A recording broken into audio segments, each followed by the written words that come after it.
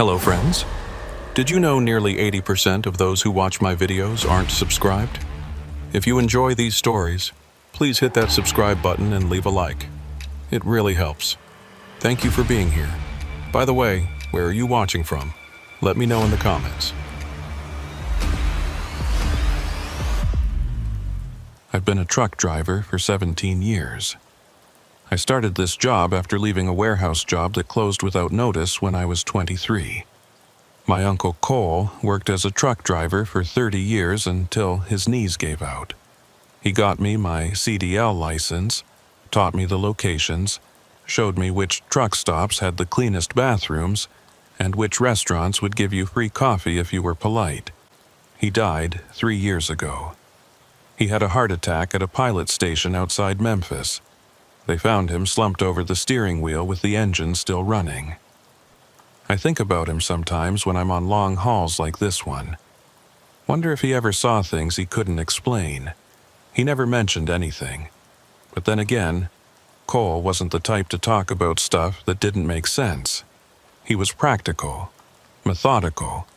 If something broke, you fixed it. If something didn't add up, you figured it out or you moved on. This particular run started in Sacramento.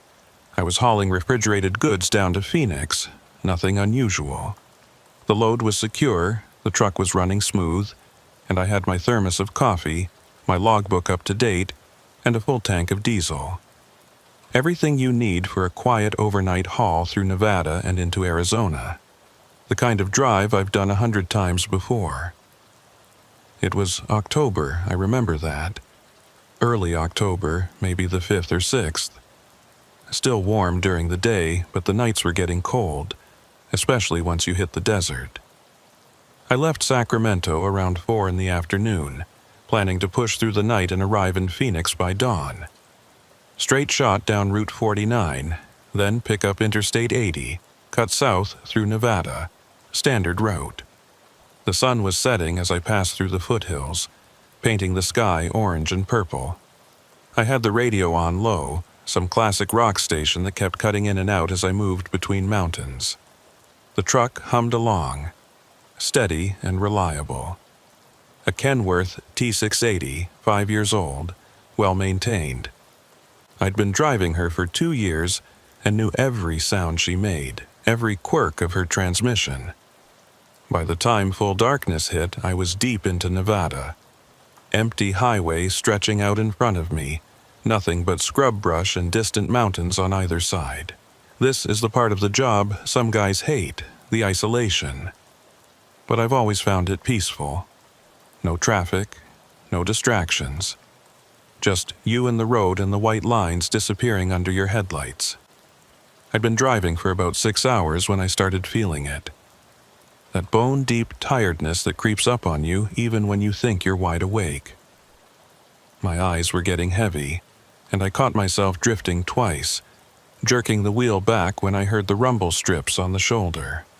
I checked my watch. It was just past 10:30. I still had another 4 hours minimum before I'd hit the Arizona border, and I knew I couldn't push through. Safety first. That's what they drill into you. No load is worth your life or someone else's. I started looking for a place to pull over, maybe catch an hour or two of sleep.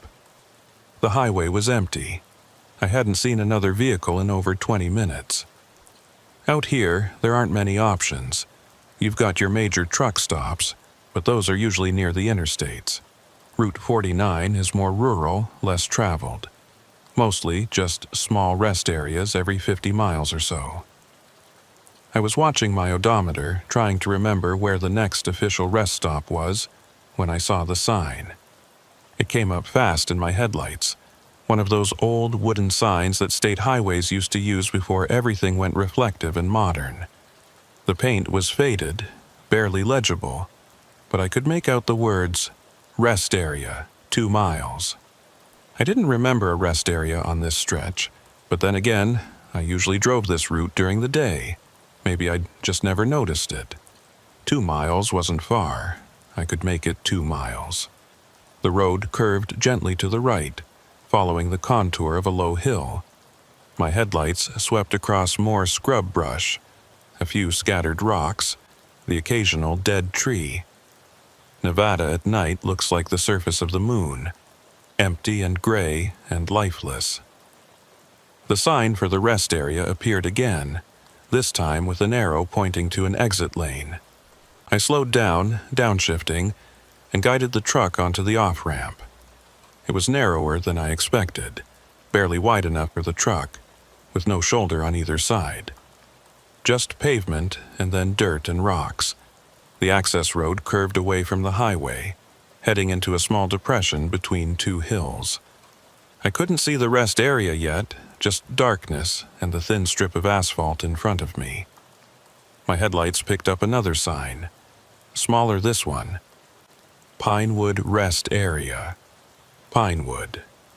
I turned the name over in my mind. Didn't ring a bell, but that didn't mean anything. There are hundreds of these little rest stops scattered across the western states, most of them unmanned, just a bathroom and a parking area. You stop, you rest, you move on. The road straightened out, and suddenly there it was. The rest area sat in a flat clearing, surrounded by low hills on three sides.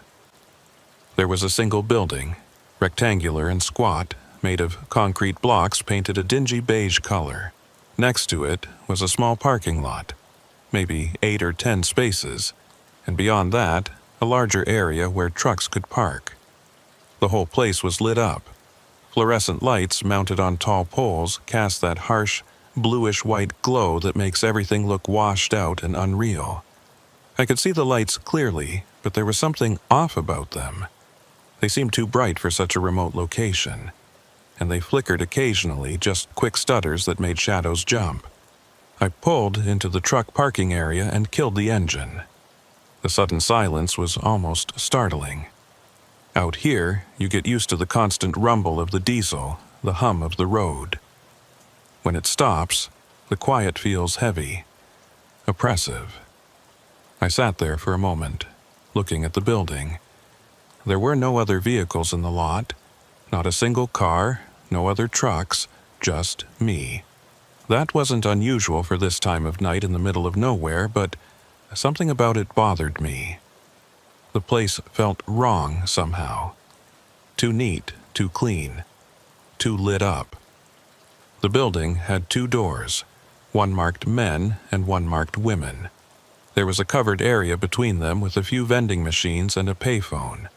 An actual payphone, the kind you don't see anymore. It was one of those old Bell system designs, blue and silver, with a metal cord connecting the handset to the base. I grabbed my flashlight from the door compartment, even though the area was well lit. Force of habit. Then I climbed down from the cab, my boots hitting the pavement with a dull thud. The night air was cold, colder than I expected. I could see my breath, little clouds of vapor that disappeared almost immediately. The fluorescent lights buzzed overhead. It was the only sound besides the faint whistle of wind moving through the hills. I stretched, feeling my back pop, and started walking toward the building. That's when I noticed the smell. It was faint but unmistakable. Coffee. Fresh coffee. Someone had been brewing coffee recently. But there were no other vehicles here. No one else around. I stopped walking, stood there in the middle of the parking lot listening. Wind, the buzz of the lights. Nothing else. No voices, no movement, no sound of a vehicle engine cooling down. Just the smell of coffee hanging in the cold night air. The covered area between the bathrooms had a picnic table. Weathered wood with carved initials and graffiti. One of the vending machines was lit up, the kind that sells candy bars and chips. Next to it was another machine, darker, and I realized after a moment that it was a coffee dispenser. The old kind where you put in coins and press a button and a paper cup drops down and fills with hot coffee. The machine's power light was on, green and steady. I walked over to it slowly, my boots echoing on the concrete. The coffee smell was stronger here, unmistakable. I looked at the machine more closely. There was steam coming from the dispenser nozzle, very faint, but visible in the cold air, like someone had just used it. I reached out and touched the side of the machine. It was warm, not just warm from being plugged in, but actually hot, like it had been actively brewing. My heart rate picked up a little.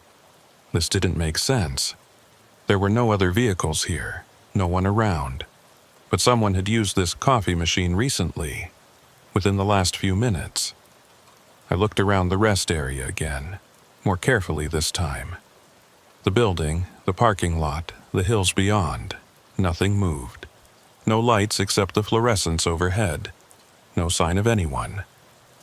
Maybe they left, I thought. Maybe someone stopped here just before I arrived, got their coffee, and kept driving. But I hadn't passed any vehicles on the highway, and there was only one road in and out of this rest area. I walked over to the men's room door and pushed it open. The hinges creaked softly. Inside, more fluorescent lights, harsh and bright. 3 sinks, 3 urinals, 2 toilet stalls. The floor was clean, too clean, like it had been mopped recently. I could smell disinfectant, that sharp chemical smell that makes your nose burn. One of the stall doors was closed. The other was open, showing an empty toilet, seat up, bowl clean. I stood there looking at the closed door, listening. No sound, no feet visible underneath, no shadow of movement. "Hello?" My voice echoed off the tile walls. "Anyone in here?" Silence. I walked over to the closed stall and knocked on the door. The sound was loud in the empty bathroom. "Hey, someone in there?" No response. I pushed the door open. It swung inward easily. The stall was empty. Toilet seat down, bowl clean, tank full. But on top of the toilet tank there was something. A paper cup. One of those cups from the coffee machine outside. It was half full, still steaming. I stood there staring at that cup for a long moment. The coffee was hot. Recent. Someone had been in here. Someone had just been in here. But there was no one here now. I backed out of the bathroom quickly, letting the door swing shut behind me. My mind was racing, trying to find an explanation. Maybe there was a back door, some way out of the building I hadn't noticed. Maybe the attendant or whoever maintained this place had been here and left through a service entrance. But there was no attendant booth, no maintenance shed, just the bathrooms and the vending machines and the parking lot, and my truck. I walked around the building, checking. The back was just a blank concrete wall with no doors, no windows, nothing. The women's bathroom had a single door, same as the men's, no other exits. I completed my circuit of the building and stood under the covered area again, looking at the coffee machine. The power light was still on, steam still rising from the dispenser. And then I noticed something else. There was a cup sitting on top of the machine. Another paper cup, this one full to the brim with dark coffee. It hadn't been there before, I was sure of it. When I'd first walked up, the machine had been empty. No cups waiting. But now there was one, fresh and full. I reached out slowly and picked it up. It was hot, almost too hot to hold. The coffee inside was black, no cream or sugar. I lifted it to my nose and smelled it. Regular coffee, nothing unusual. Who the hell had put this here? I spun around, scanning the parking lot, the hills, everywhere. Nothing, no movement. No sound except the wind and the buzzing lights. "Hello?" I called out, louder this time. "Is someone here?" My voice disappeared into the darkness beyond the lights. No echo, no response. I set the coffee cup back down on the machine and walked quickly to my truck. My hands were shaking a little as I pulled myself up into the cab. I sat in the driver's seat, looking out at the rest area. Everything looked the same. The building, the lights, the empty parking lot. But something was very wrong here. I checked my phone. No signal, not surprising out here in the middle of nowhere. I couldn't call anyone, couldn't look up information about this rest area. I was on my own. The smart thing would be to leave. Just start the engine and get back on the highway and drive until I found another place to stop. But I was exhausted, bone tired, and something in me, some stubborn part, wanted to understand what was going on. I decided to give it another try. Maybe I'd missed something. Maybe there was a simple explanation. I climbed back down from the cab and walked to the building again.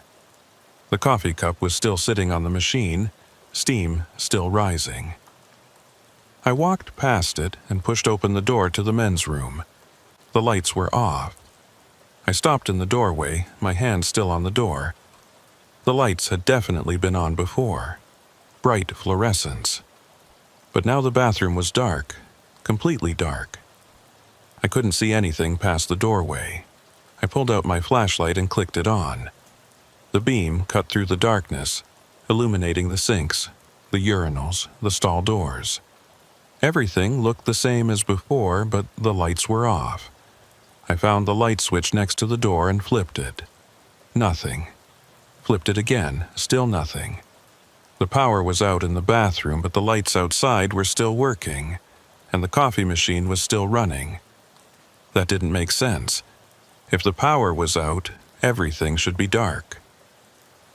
I stepped into the bathroom, my flashlight beam sweeping across the space. The closed stall door was open now. The paper cup that had been sitting on the toilet tank was gone. My skin prickled. This was wrong. All of it was wrong. I backed out of the bathroom and let the door close. My breath was coming faster now, heart pounding. I needed to think, needed to figure out what was happening. The covered area looked the same.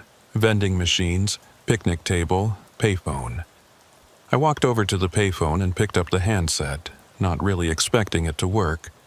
But there was a dial tone, clear and steady. I didn't know who to call. 911? And tell them what? That a rest area was acting strange? That lights were turning off and coffee was appearing and I was scared. I hung up the handset and turned back toward my truck.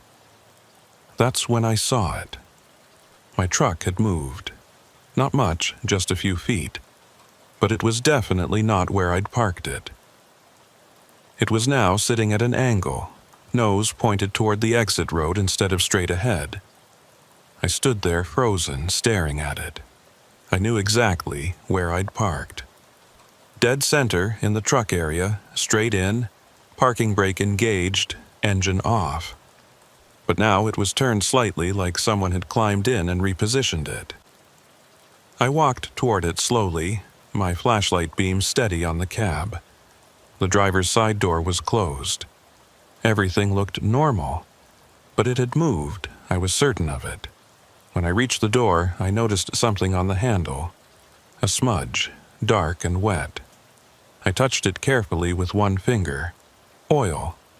Or grease. Like someone with dirty hands had grabbed the handle. But I hadn't touched anything greasy. My hands were clean.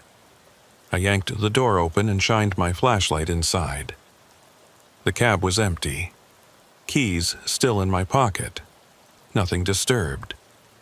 But on the driver's seat there was a piece of paper. A receipt, I realized. One of those old-fashioned printed receipts from a cash register. I picked it up and looked at it. The print was faded, barely legible, but I could make out a few words.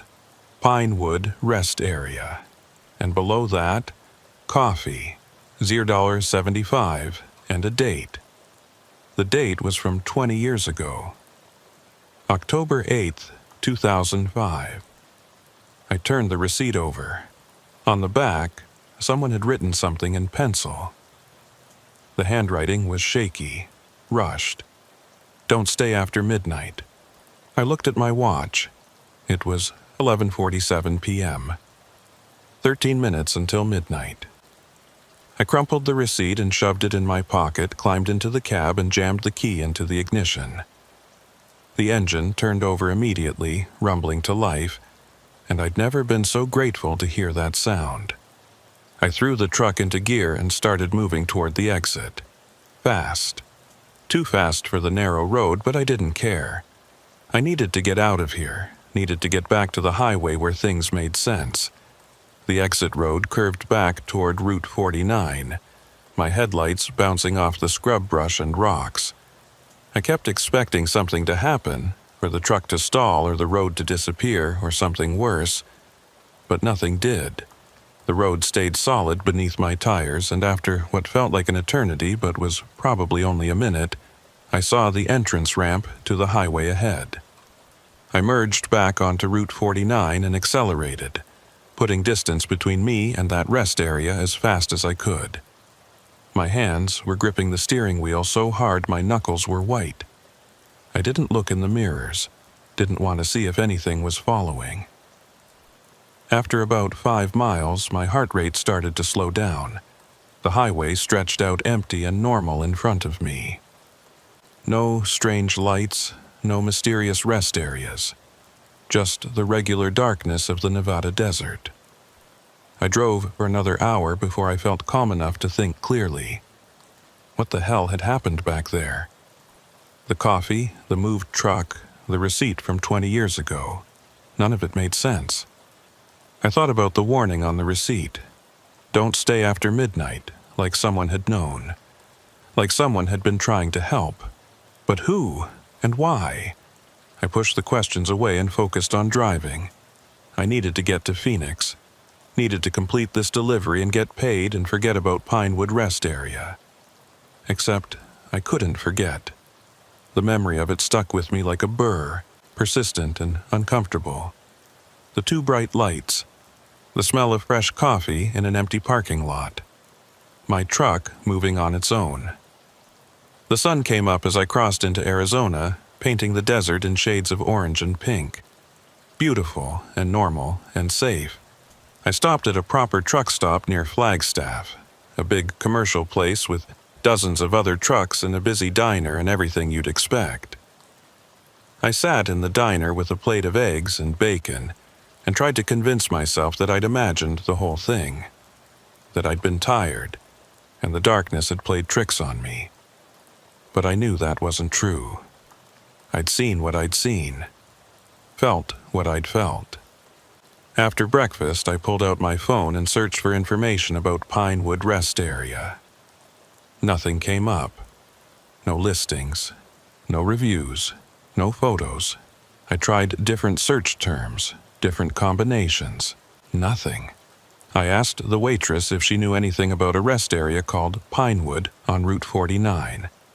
She looked at me like I was crazy, said she'd been working at this truck stop for 15 years and had never heard of it. I tried asking a couple of other drivers in the parking lot. Same response. No one knew anything about a Pinewood Rest Area. That should have been the end of it. I should have filed it away as one of those weird experiences that happen on the road. The kind of thing you tell other drivers about over beers and everyone laughs and says, "Man, you must have been really tired." But I couldn't let it go. 3 days later, I was back in Sacramento. Load delivered, paperwork filed. I should have taken a day off, should have rested. But instead, I found myself in the public library, sitting at one of the computer terminals, searching for information about Pinewood Rest Area. The library was quiet, just a few other people scattered around, reading or using computers. I'd always liked libraries. Something about the silence, the smell of old books, the sense of accumulated knowledge. If there was information about that rest area anywhere, it would be here. I started with online searches, same ones I'd done before. Nothing. Then I tried historical archives, looking for old highway maps, state records, anything that might mention a rest area on Route 49. Hours passed. I went through hundreds of pages, squinting at scanned documents and faded photographs. Nothing. It was getting dark outside when I finally found something. Not much, just a single line in an old Nevada Department of Transportation report from 1987. It listed rest areas scheduled for closure due to budget cuts. Near the bottom of the list, Pinewood Rest Area, Route 49. Mile marker 183. Closed effective June 1987. Demolition pending. I sat back in my chair, staring at the screen. Closed in 1987. Nearly 40 years ago. Demolition pending. So the building might still be there, abandoned but standing. That would explain why it looked run down. But it didn't explain the lights, or the coffee machine, or my truck moving. I printed out the report and kept searching, found a few more references, all from the 1980s. Apparently, Pinewood had been a fairly standard rest area, built in the late 1960s as part of a highway expansion project. Nothing remarkable about it. It closed along with a bunch of other remote rest stops when funding dried up. I looked for newspaper articles, incident reports, anything that might explain what I'd experienced. But there was nothing. No strange occurrences, no accidents, no reports of unusual activity. Just a rest area that opened, operated for 20 years, and then closed. The librarian came by and told me they were closing in 15 minutes. I thanked her, logged off the computer, and walked out into the parking lot. The sun had set completely, and the sky was that deep purple color that comes right after dusk. I sat in my truck, the printed report in my hands, and thought about what to do next. The smart thing would be to forget about it. Move on. But I couldn't. Something about that place had gotten under my skin. I pulled out my phone and called Dale. He was another driver I knew, older guy who'd been in the business for 30 years. If anyone would know about strange rest areas or weird experiences on the road, it would be Dale. He answered on the third ring. "Yeah? Dale, it's Mason." "Hey, Mason, what's up? You ever hear of a rest area called Pinewood on Route 49 in Nevada?" There was a pause. "Pinewood? No, don't think so." "Why?" I told him the story, all of it. The lights, the coffee, the moved truck, the receipt. I expected him to laugh, to tell me I'd been hallucinating from exhaustion. But he didn't. When I finished, there was a long silence. Then Dale said, "You got out of there before midnight?" "Yeah, the receipt had a warning. Said, don't stay after midnight." Another pause. "Mason, I don't know nothing about Pinewood specifically, but I've been driving long enough to hear stories. There are places out on the highways that aren't quite right. Most drivers know to avoid them, but sometimes you don't know until you're there." "What kind of places?" "Rest stops mostly, old truck stops. Sometimes just stretches of road. Places where things don't add up, where time feels wrong or you see things that shouldn't be there. Most guys who experience it once never go back." "You ever experience anything like that?" Dale was quiet for a moment. "Once. Long time ago. I don't talk about it much. But yeah, I've seen things that didn't make sense." "What happened?" "Doesn't matter. Point is, you got out. You listened to the warning and you left. That's the smart move. Whatever that place is, it's not somewhere you want to spend time." "But what is it? Why does it exist?" "Hell if I know. Some guys think it's ghosts. Some think it's time getting twisted up, like places where the past bleeds into the present. Some think it's all in your head. Me? I don't waste time trying to figure it out. I just avoid those places and keep driving." We talked for a few more minutes, but Dale didn't have any more information. He warned me not to go back, told me to forget about it. I thanked him and hung up. But I couldn't forget. The mystery of it gnawed at me. What had that place been? What had I really experienced there? Over the next few weeks, I asked around. Talked to other drivers, mechanics, dispatchers, anyone who might know something. Most people had never heard of Pinewood, but a few, the older ones, would get this look in their eyes, like they knew something but didn't want to talk about it. One guy, a driver named Carter, who'd been hauling freight for 40 years, pulled me aside at a truck stop in Reno. "You're asking about Pinewood," he said. It wasn't a question. "Yeah, you know it?" He looked around, making sure no one was listening. "I know of it, never been there myself, but I knew a guy who stopped there once, back in the 90s. He didn't talk about it much, but he told me enough."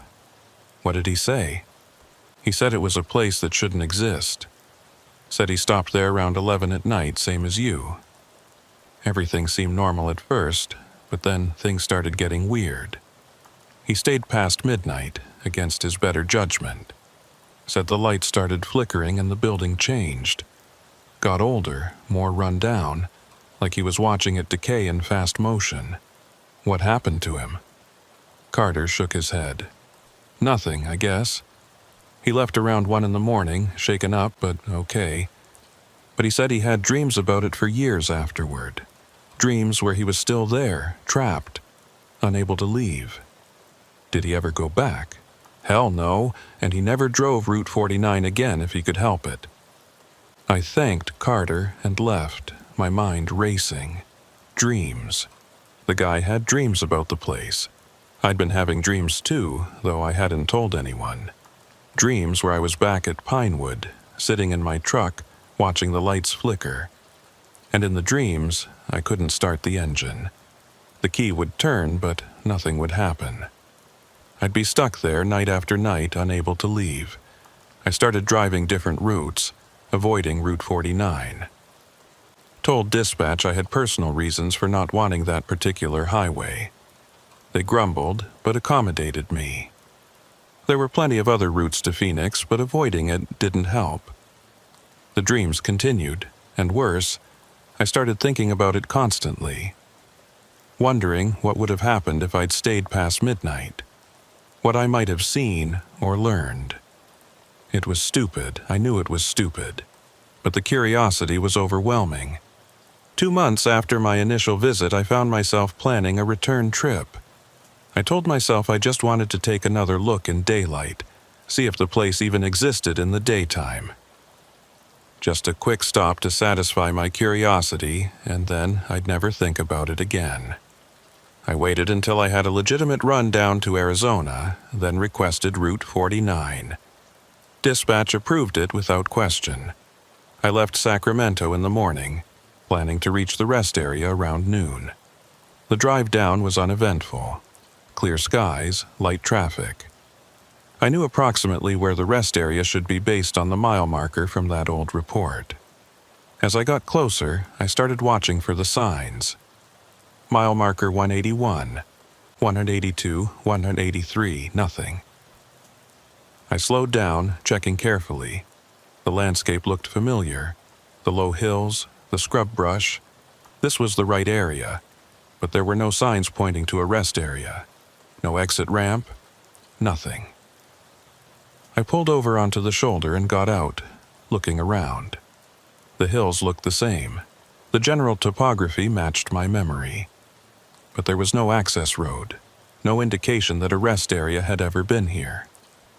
I walked along the shoulder for 100 yards in each direction, looking for any sign of the exit ramp I'd taken that night. Nothing, just empty desert. It was like the place had never existed. I got back in my truck and sat there, staring out at the landscape. Had I imagined it? Was I losing my mind? No. The receipt was real. I still had it, folded up in my wallet. Physical proof that Pinewood existed. I pulled out the receipt and looked at it again. The print was even more faded now, but I could still make out the words. Pinewood Rest Area. Coffee. The date from 2005. And on the back, that handwritten warning. Don't stay after midnight. I put the receipt away and started driving again. Whatever Pinewood was, it apparently didn't exist during the day. Or maybe it only existed at night. Or maybe it only existed for certain people at certain times. I didn't know, and I was starting to realize I might never know. I should have left it alone. Should have chalked it up to one of those unexplainable things and moved on with my life. But I couldn't. The mystery of Pinewood consumed me. It was all I could think about. My sleep got worse. The dreams intensified. Every night, I was back at that rest area, trapped, unable to leave. I'd wake up in a cold sweat, my heart pounding, convinced I was still there. My driving suffered. I started making mistakes, missing exits, forgetting to log my hours properly. Dispatch called me in twice to talk about my performance. I told them I was just tired, that I'd take some time off and get my head straight. But I didn't take time off. Instead, 3 months after my first visit, I drove back to Route 49. At night this time. Deliberately. I knew it was a bad idea. Everything logical in my brain screamed at me to turn around, to go home, to forget about Pinewood. But I couldn't. I had to know. Had to understand what that place was. I left Sacramento around 8 p.m., driving through the darkness. The highway was quiet, just a few scattered vehicles. I kept my speed steady, my mind focused. I knew approximately where the exit should appear, and I was watching for it. Mile marker 181. Nothing. Mile marker 182. Still nothing. Mile marker 183. And there it was. The sign appeared in my headlights exactly as it had before. Faded wood, barely legible. Rest area, 2 miles. My hands tightened on the steering wheel. My heart rate picked up. This was it. The exit would be coming up soon. And it did. The same narrow off-ramp, the same curve away from the highway. I slowed down and guided the truck onto the exit, my headlights cutting through the darkness. The access road wound between the hills, and then, suddenly, the rest area appeared. Exactly as I remembered it. The squat, concrete building, the parking lot, the tall lights casting their harsh glow, everything the same. Except this time, there was another vehicle there. A car parked in the regular parking area near the building. An older sedan, maybe from the 90s. Dark blue or black in the fluorescent light. Nevada plates. I pulled into the truck parking area and killed the engine. Sat there for a moment looking at the car. Someone else was here, another person who'd stopped at this impossible rest area. Maybe they could tell me what was going on. Maybe they knew something. I climbed down from the cab and walked toward the building. The air was cold, just like before. The lights buzzed overhead. The smell of coffee hung in the air. The covered area looked identical. Same vending machines, same picnic table, same payphone, and on top of the coffee machine, a fresh cup of steaming coffee. "Hello?" I called out. My voice echoed slightly. "Anyone here?" No response. I walked to the men's room door and pushed it open. The lights were on this time, bright fluorescence illuminating the tile walls and floor. Everything looked clean and maintained, just like before. "Hello?" I called again. One of the stall doors was closed. I could see feet underneath. Someone was in there. "Hey," I said, keeping my voice friendly. "Sorry to bother you. I just wanted to ask if you knew anything about this place." The feet didn't move. No response. I waited for a moment, feeling awkward. Maybe the person didn't want to talk. Maybe they were uncomfortable being approached in a bathroom. "Okay, well, I'll be outside if you want to talk," I said, and backed out of the bathroom. I walked back to the covered area and looked at the car again. It was definitely occupied by someone. The keys were probably in that person's pocket.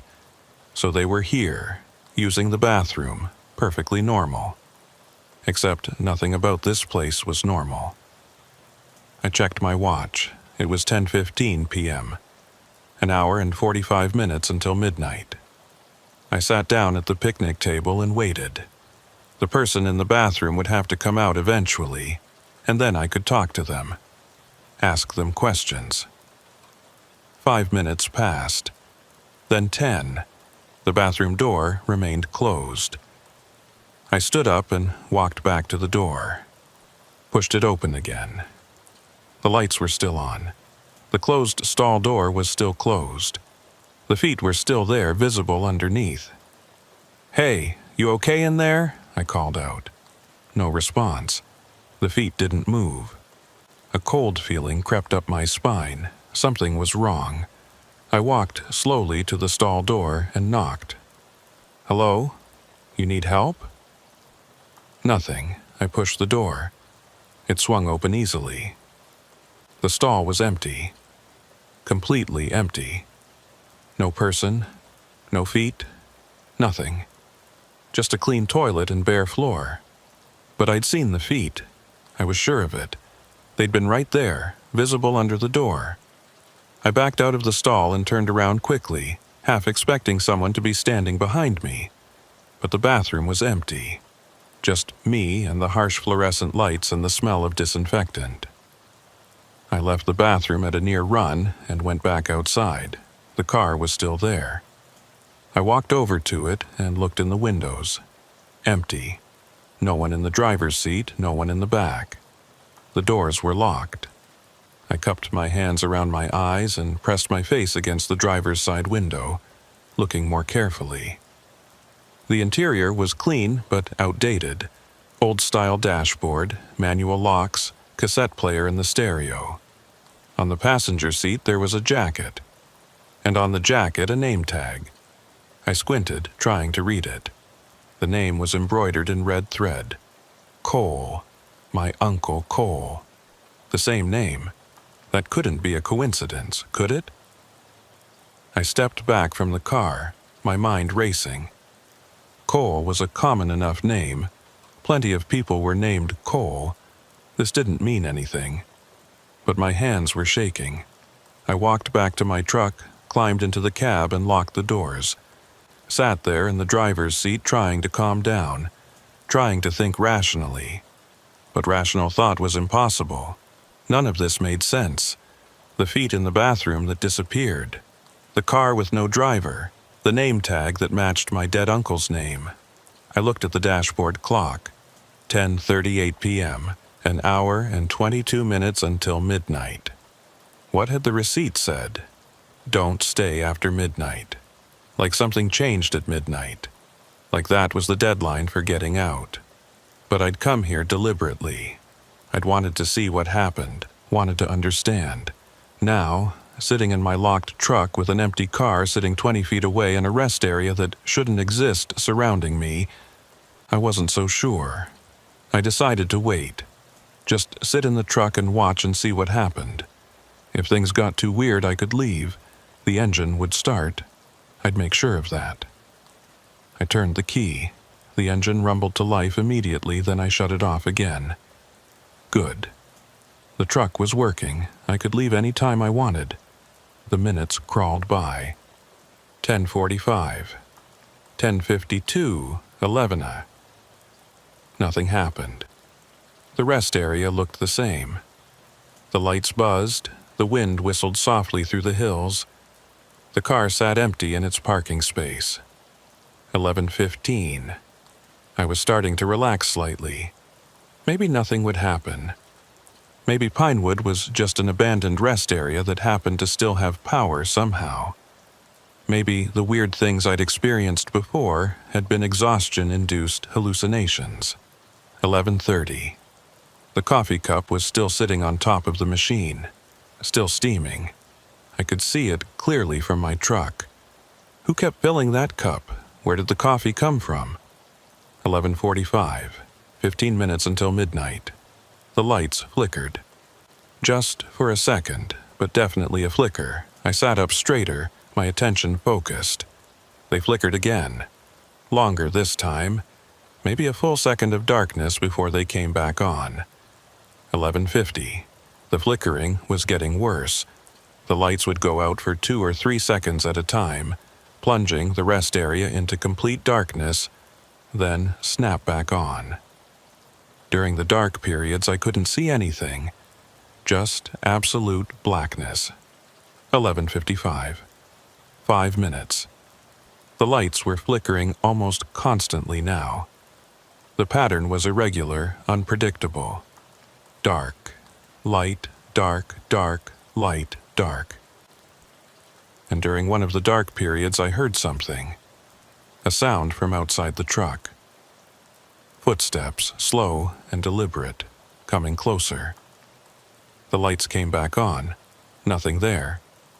Just the empty parking lot. Dark again, more footsteps. Closer now. Right outside my door. Light. Still nothing visible. My heart was hammering. I kept my hand on the key, ready to start the engine and drive. 11:57. The footsteps had stopped. Or maybe I just couldn't hear them anymore over the sound of my own breathing. The lights flickered and stayed dark for almost 10 seconds. In that darkness, I heard something else. A voice, faint and distant, but definitely a voice, calling my name. Mason. The lights came back on. I looked around frantically, nothing. No one. 11:59. 1 minute until midnight. The lights were flickering so rapidly now that it was almost strobing. Light, dark, light, dark, light, dark. And in the dark periods I could hear more sounds. Footsteps. Voices. Something scraping against concrete.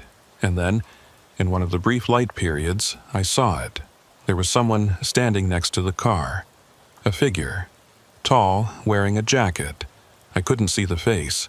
The lights went dark again before I could get a better look. When they came back on, the figure was gone.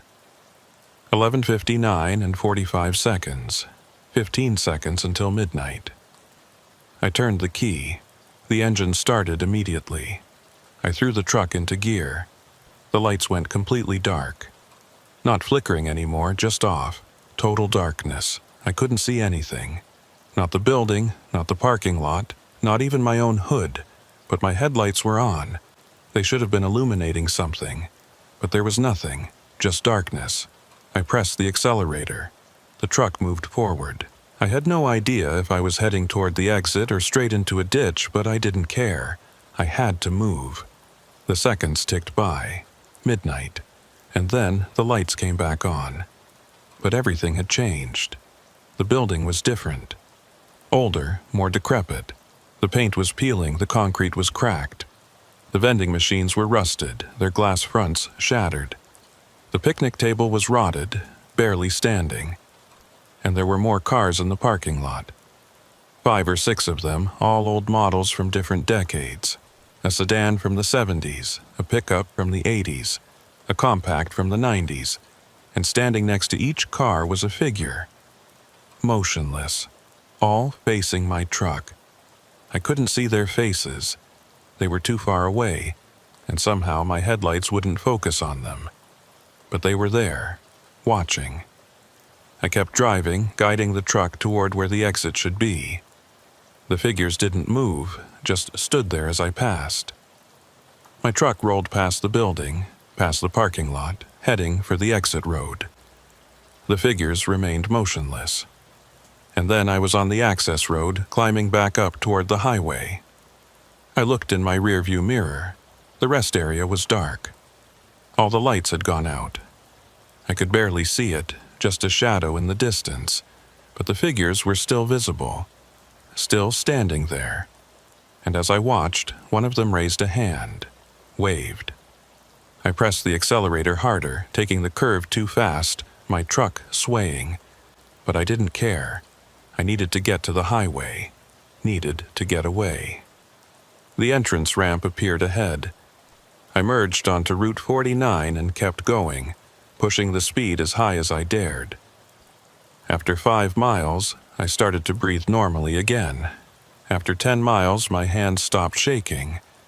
After 20 miles, I pulled over at a legitimate rest area, a modern facility with bright lights and other trucks, and sat there until my heart rate returned to normal. I'd stayed past midnight, seen what happened, and I never wanted to see it again. That was 6 months ago. I haven't driven Route 49 since. I avoid it completely, take different routes even if they add hours to my trips. Dispatch thinks I'm being irrational, but they've stopped asking questions. The dreams have gotten worse, much worse. Every night now, I'm back at Pinewood. But in the dreams, I can't leave. The engine won't start, or the exit road disappears, or I'm simply frozen in place, unable to move while those figures approach my truck. I wake up sometimes in the middle of the night, convinced I'm still there, convinced I never really left. It takes me minutes to remember where I am, to convince myself that I'm in my apartment in Sacramento, that Pinewood is miles away. I've tried researching it more, digging deeper into the history. Found a few more references to the rest area in old documents, but nothing that explains what I experienced. It was just a standard rest stop that closed down decades ago. Nothing special, except it is special. It exists in some way that normal places don't. Some overlap between past and present. Some fold in reality where things that should be gone continue to persist. I talked to Dale again, told him about my second visit. He listened quietly, then said something I'll never forget. Some places don't want to be understood, Mason. They just want to be avoided. He was right. I should have avoided it. Should have listened to that first warning on the receipt and never gone back. But I did go back, and now I can't forget what I saw. Those figures standing next to the old cars. That figure that might have been my Uncle Cole. The way everything changed at midnight. I keep the receipt in my wallet still. Look at it sometimes when I'm having a particularly bad day. The warning is still there, faded, but legible. Don't stay after midnight. I didn't listen. I stayed. And I saw what happens. Last week, I was driving a different route, nowhere near Route 49. It was late, around 11 p.m., and I was getting tired. Started looking for a place to pull over and rest. I saw a sign in my headlights. Faded wood, barely legible.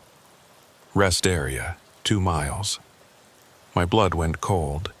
I slowed down, watching carefully. The exit came up, narrow and dark, curving away from the highway. And I swear, in that brief glimpse before I passed it, I saw the same concrete building, the same lights, the same parking lot. But this wasn't Route 49. This was Highway 95 in Oregon, hundreds of miles from Nevada. I kept driving, didn't take the exit, pushed through my exhaustion and drove for 3 more hours before stopping at a commercial truck stop. Since then, I've seen the sign 3 more times. Different highways, different states, always at night, always when I'm tired.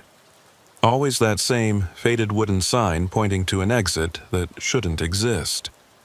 I never take it. I keep driving, no matter how tired I am. But I'm starting to wonder if it matters. If somehow by going to Pinewood that second time, by staying past midnight, I've marked myself. If the rest area is now following me, appearing on whatever road I travel. Last night I dreamed I took one of those exits. Followed the access road down to the rest area. Parked my truck and walked to the building. The coffee machine was there, with a fresh cup waiting. I picked it up and drank it. It was hot and bitter, and when I turned around, all those figures were standing behind me. Closer now. Close enough that I could see their faces. They all looked like me, every single one. Different ages, different clothing, but the same face. My face. And in the dream, I understood. They were all versions of me that had stopped at Pinewood, that had stayed past midnight, that had never left. I was just the latest in a long line. I woke up screaming. It took me an hour to calm down enough to function. I don't know what to do anymore. The rest area keeps appearing. The dreams keep getting worse. I'm terrified that one night I'll be too tired to notice, that I'll take that exit without thinking, and I'll end up back at Pinewood. And I don't think I'll be able to leave. Not this time. I've thought about quitting trucking altogether. finding a different job, something that keeps me off the highways. But I don't know if that would help. The rest area found me on Highway 95, miles from where it should be. What's to stop it from appearing wherever I go? Dale told me once that some drivers who experience these places never fully come back. That part of them stays trapped even if their body keeps moving. I didn't understand what he meant then. I think I understand now. Right now, as I write this, I'm sitting in my truck at a modern rest stop on Interstate 5. It's 11:45 p.m. The place is well lit, busy, normal. Other trucks around me, people walking to and from the building. But I keep checking the time, watching as it approaches midnight, wondering if anything will change, wondering if Pinewood will appear. I should start my engine and leave, drive through the night, stay moving, never stop at a rest area after dark again. But I'm tired. So tired. And there's a part of me that wonders if running even matters anymore. Maybe Pinewood isn't a place I can escape. Maybe it's something else entirely. Something that latched onto me that first night when I stopped there without knowing what it was. Something that's been slowly pulling me back ever since. The clock on my dashboard just changed. 11:58 p.m. 2 minutes until midnight. The lights in the rest area just flickered. Just for a second. But they flickered. And I swear I can smell coffee. Fresh, hot coffee. Even though I'm sitting in my locked truck with all the windows up. 1 minute until midnight. I should start the engine. I should leave. But my hand won't move. I'm frozen, watching the clock count down the seconds. And outside, in the parking lot, a figure just walked past my truck. Slow and deliberate, wearing a jacket with a name tag. I couldn't see the name, but I know what it said. 30 seconds. The lights are flickering constantly now. The rest area is changing, getting older. The other trucks are disappearing. 20 seconds. There's another figure standing next to my truck now, just standing there, watching me through the window. 10 seconds. I need to start the engine. I need to leave, but I can't move, can't think, can only watch as the clock counts down. 5 seconds. The figure raises its hand, knocks on my window. 3 slow, deliberate knocks. 3, 2, 1. Midnight. The lights go out. And in the darkness, I hear a voice. Familiar and distant, speaking words I can't quite make out. And then another voice, and another. All calling the same thing. Calling my name. Calling me to Pinewood. The place that never closed. The place I can't escape. The place I'm starting to realize I never left.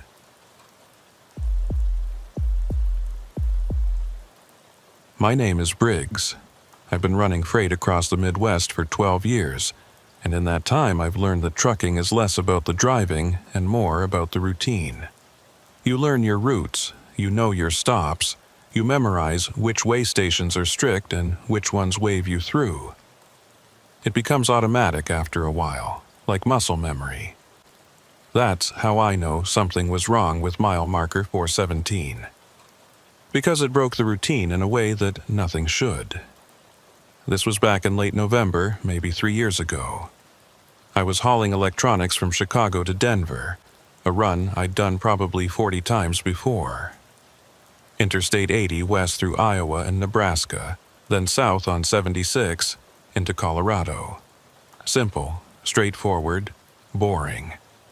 The kind of drive where you can let your mind wander and your hands just do the work. I left Chicago around 6 in the evening, planning to drive through the night and hit Denver by morning. The weather was clear, no snow yet, just that bone-deep cold that comes with late autumn in the plains. My truck was running smooth, a Peterbilt 579 that I'd been driving for 3 years. She had her quirks, but I knew them all. A slight rattle in the passenger mirror at speeds over 70. a squeak in the brake pedal that never quite went away, the heater that took 10 minutes to really kick in. Traffic thinned out once I got past the suburbs. By the time I crossed into Iowa, it was just me and the occasional set of headlights going the opposite direction. The radio played country music, staticky but clear enough. I had my thermos of coffee, half a bag of beef jerky, and a full tank of fuel. Everything I needed for a long, uneventful night. Around 2 a.m., I crossed into Nebraska. The landscape out here is flat and empty, endless fields on both sides of the highway. During the day you can see for miles, but at night it's just darkness pressing in from all sides, broken only by your headlights and the occasional farmhouse light in the distance. I'd been driving for about 8 hours, and was starting to feel it. Not sleepy exactly, but that mental fatigue that comes from staring at white lines and road signs for too long. I was considering pulling over at the next rest area when I saw something odd. A sign appeared in my headlights, one of those brown ones that indicates points of interest or facilities. But this one was different. Instead of the usual symbols for rest areas or food or lodging, it just had an arrow pointing right and text that read, "Rest area, mile marker 417, no services." No services. That was unusual. Most rest areas advertised what they had: restrooms, vending machines, picnic areas. But this one specifically stated it had nothing. I checked my trip odometer. Mile marker 417 should be coming up in about 2 miles. I didn't remember this rest area from previous trips, but that didn't mean much. I usually drove this stretch during the day, and I might have just never noticed it. 2 miles later, the exit appeared. A standard off-ramp, nothing remarkable about it.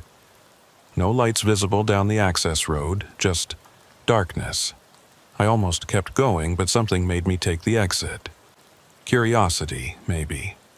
Or just a desire to stretch my legs for a few minutes.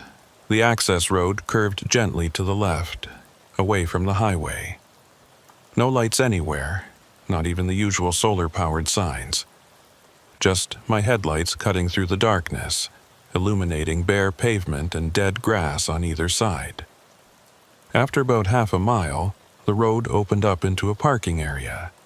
It was bigger than I expected, easily room for 20 or 30 trucks. But there were no lights, no building, just a flat paved area surrounded by empty fields.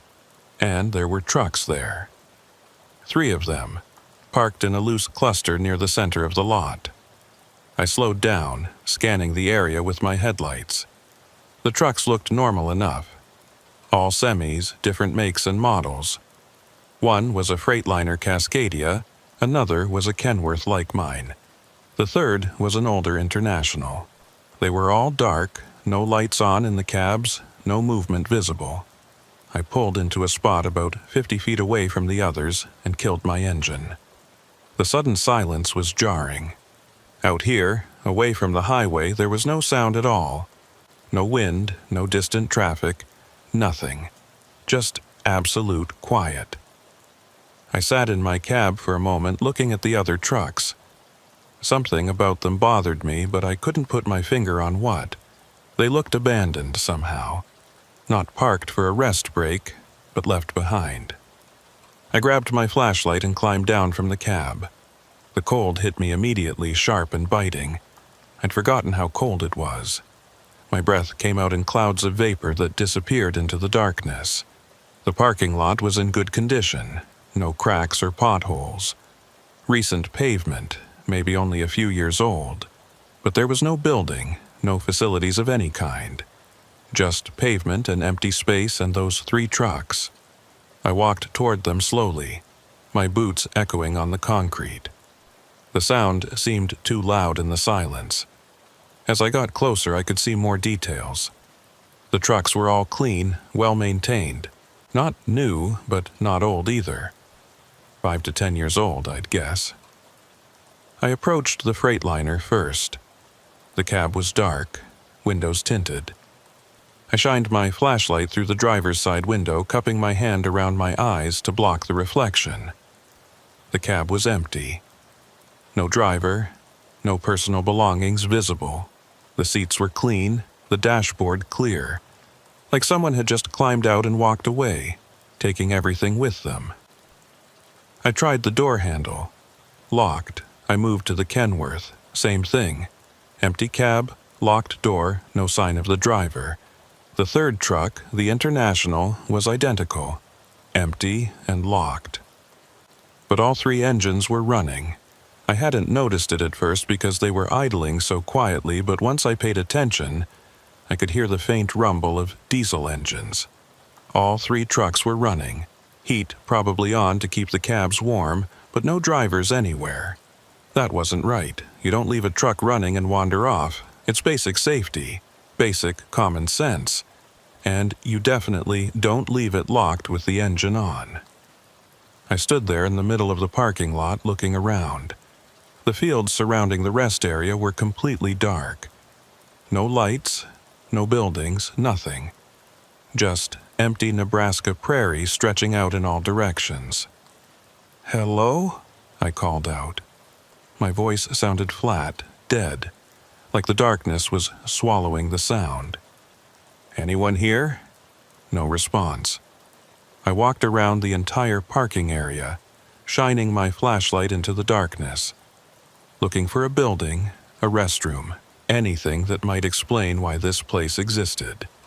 But there was nothing, just pavement and grass and darkness. When I completed the circuit and came back to my truck, I noticed something that made my skin prickle. There were now 4 trucks in the parking lot. Mine, the Freightliner, the Kenworth, the International, and a 4th one that definitely hadn't been there before. A Volvo VNL, parked about 30 feet from the International. I stood there staring at it, trying to make sense of what I was seeing. I'd just walked around the entire parking lot. There had been 3 trucks, now there were 4, and I hadn't heard anything. No engine sounds, no vehicle approaching, nothing. The Volvo's engine was running just like the others. The cab was dark. I walked toward it slowly, my heart rate picking up. This wasn't right. None of this was right. I approached the driver's side and shined my flashlight through the window. Empty. No driver. Locked door. I backed away from the truck and turned in a slow circle, scanning the entire area. There was no way that truck had driven in without me noticing. The access road was the only way in or out, and I'd been standing right here. I would have seen headlights, heard the engine, but I hadn't. The truck had just appeared. I walked quickly back to my Peterbilt and climbed into the cab, locking the doors behind me. My hands were shaking slightly as I started the engine. The familiar rumble was comforting, normal, real. I needed to leave. This place was wrong. I put the truck in gear and started moving toward the exit. The access road stretched out ahead of me in my headlights, the same curved route I'd taken to get here. As I drove past the cluster of trucks, I checked my side mirror. 4 trucks, all running, all empty, and standing next to the Volvo, barely visible in the darkness beyond my taillights, was a figure. Just standing there, motionless, watching me leave. I pressed the accelerator harder, taking the curve faster than I should have. The access road seemed longer than I remembered, stretching out endlessly in my headlights. But finally, I saw the entrance ramp to the interstate ahead. I merged back onto I-80 and didn't look back, just kept driving west, putting distance between me and mile marker 417. After 10 miles, my hands stopped shaking. After 20 miles, I could think clearly again. After 50 miles, I started trying to rationalize what I'd seen. Maybe the trucks belonged to drivers who were carpooling. Maybe they'd left them there and caught a ride with someone else. That would explain the running engines and the locked doors. But it didn't explain the 4th truck appearing out of nowhere, or the figure I'd seen in my mirror. I drove until dawn, watching the sky slowly lighten from black to gray to pale blue. By the time I reached Denver, I'd almost convinced myself that I'd imagined the whole thing, that the fatigue had played tricks on my perception. Almost. But I couldn't shake the memory of those trucks. The way they'd been running with no drivers, the way that fourth truck had just appeared, and I couldn't forget the figure I'd seen, standing there in the darkness, watching. I completed my delivery in Denver and filed my paperwork. Everything was normal. The load matched the manifest, the weight was correct, the timestamp was accurate. Just another run, another delivery. But when I looked at my logbook later that night, I noticed something strange. There was a gap in my entries, a 2-hour window that I couldn't account for. According to my log, I'd stopped at mile marker 417 at 2:15 a.m., and I'd gotten back on the interstate at 4:30 a.m. 2 hours and 15 minutes, but I'd only been there for maybe 20 minutes, 30 at most. I'd walked around the parking lot, checked the trucks, and left. Not even half an hour. Where had those 2 hours gone? I checked my phone. The clock matched the logbook. 4:30 a.m. when I got back on the highway. I looked at the timestamp on a text message I'd sent just before taking the exit. 2:10 a.m. The numbers didn't lie. I'd lost 2 hours at mile marker 417, and I had no memory of where they'd gone. I should have reported it. Should have called dispatch, told them about the missing time, asked if anyone else had experienced something similar. But I didn't, because how do you explain losing 2 hours? How do you tell someone that you stopped at a rest area that shouldn't exist and time just disappeared? They'd think I was using drugs, or having a breakdown, or lying to cover up some mistake. Any of those options would end with me losing my license, losing my job, losing everything I'd built over 12 years of driving. So I kept quiet, did my job, drove my routes, tried not to think about it. But I couldn't stop thinking about it. The missing time haunted me. I'd go over that night again and again in my head, trying to find those lost hours. But there was nothing. Just a blank space in my memory where 2 hours should have been. I started having dreams about it. Dreams where I was back in that parking lot, walking among those running trucks, searching for something I couldn't name. In the dreams, there were more trucks. Dozens of them. Hundreds. All running, all empty, filling the darkness as far as I could see. And in every dream, there were figures. Standing between the trucks. Motionless. Watching me with faces I could never quite see. I'd wake up in a cold sweat, my heart pounding, convinced I was still there. Still lost in that empty parking lot at mile marker 417. 3 weeks after my first visit, I had another run from Chicago to Denver. Same route, same basic schedule. I left in the evening, drove through the night. And at 2 a.m., I found myself approaching the Nebraska border. I told myself I wouldn't stop. I'd drive straight through, ignore the exit, forget about mile marker 417. Whatever had happened there, I didn't need to understand it. I just needed to stay away. But as I got closer, I felt a pull, an almost physical sensation, like something was drawing me toward that exit. Not forcing me, just suggesting, inviting. Mile marker 415, then 416, then 417, and there was the sign. The same brown sign with the arrow. Rest area. Mile marker 417. No services. My hands turned the wheel before I consciously decided to. The truck took the exit, following the curved access road into the darkness. The parking lot appeared, exactly as I remembered it. Flat pavement, no lights, surrounded by empty fields. And trucks. More this time. 7 or 8 of them, scattered across the lot. I pulled in and killed the engine, sat there in the darkness, listening to the tick of the cooling motor. The trucks around me were all running, their engines a low rumble that I could feel through my steering wheel. I checked my watch, 2:15 a.m., exactly the same time as before. I climbed down from the cab, my flashlight in hand. The cold was just as sharp, the silence just as complete. I walked toward the nearest truck, a Mack Anthem that looked almost new. The cab was empty, engine running, door locked. I moved to the next truck, same thing, and the next, and the next. Every single truck in the lot was running with no driver, locked and empty. But this time, I noticed something else. On the passenger seat of one truck, there was a jacket, a worn denim jacket with a company logo on the back. And on the dashboard of another, there was a coffee mug, still steaming. These trucks weren't abandoned.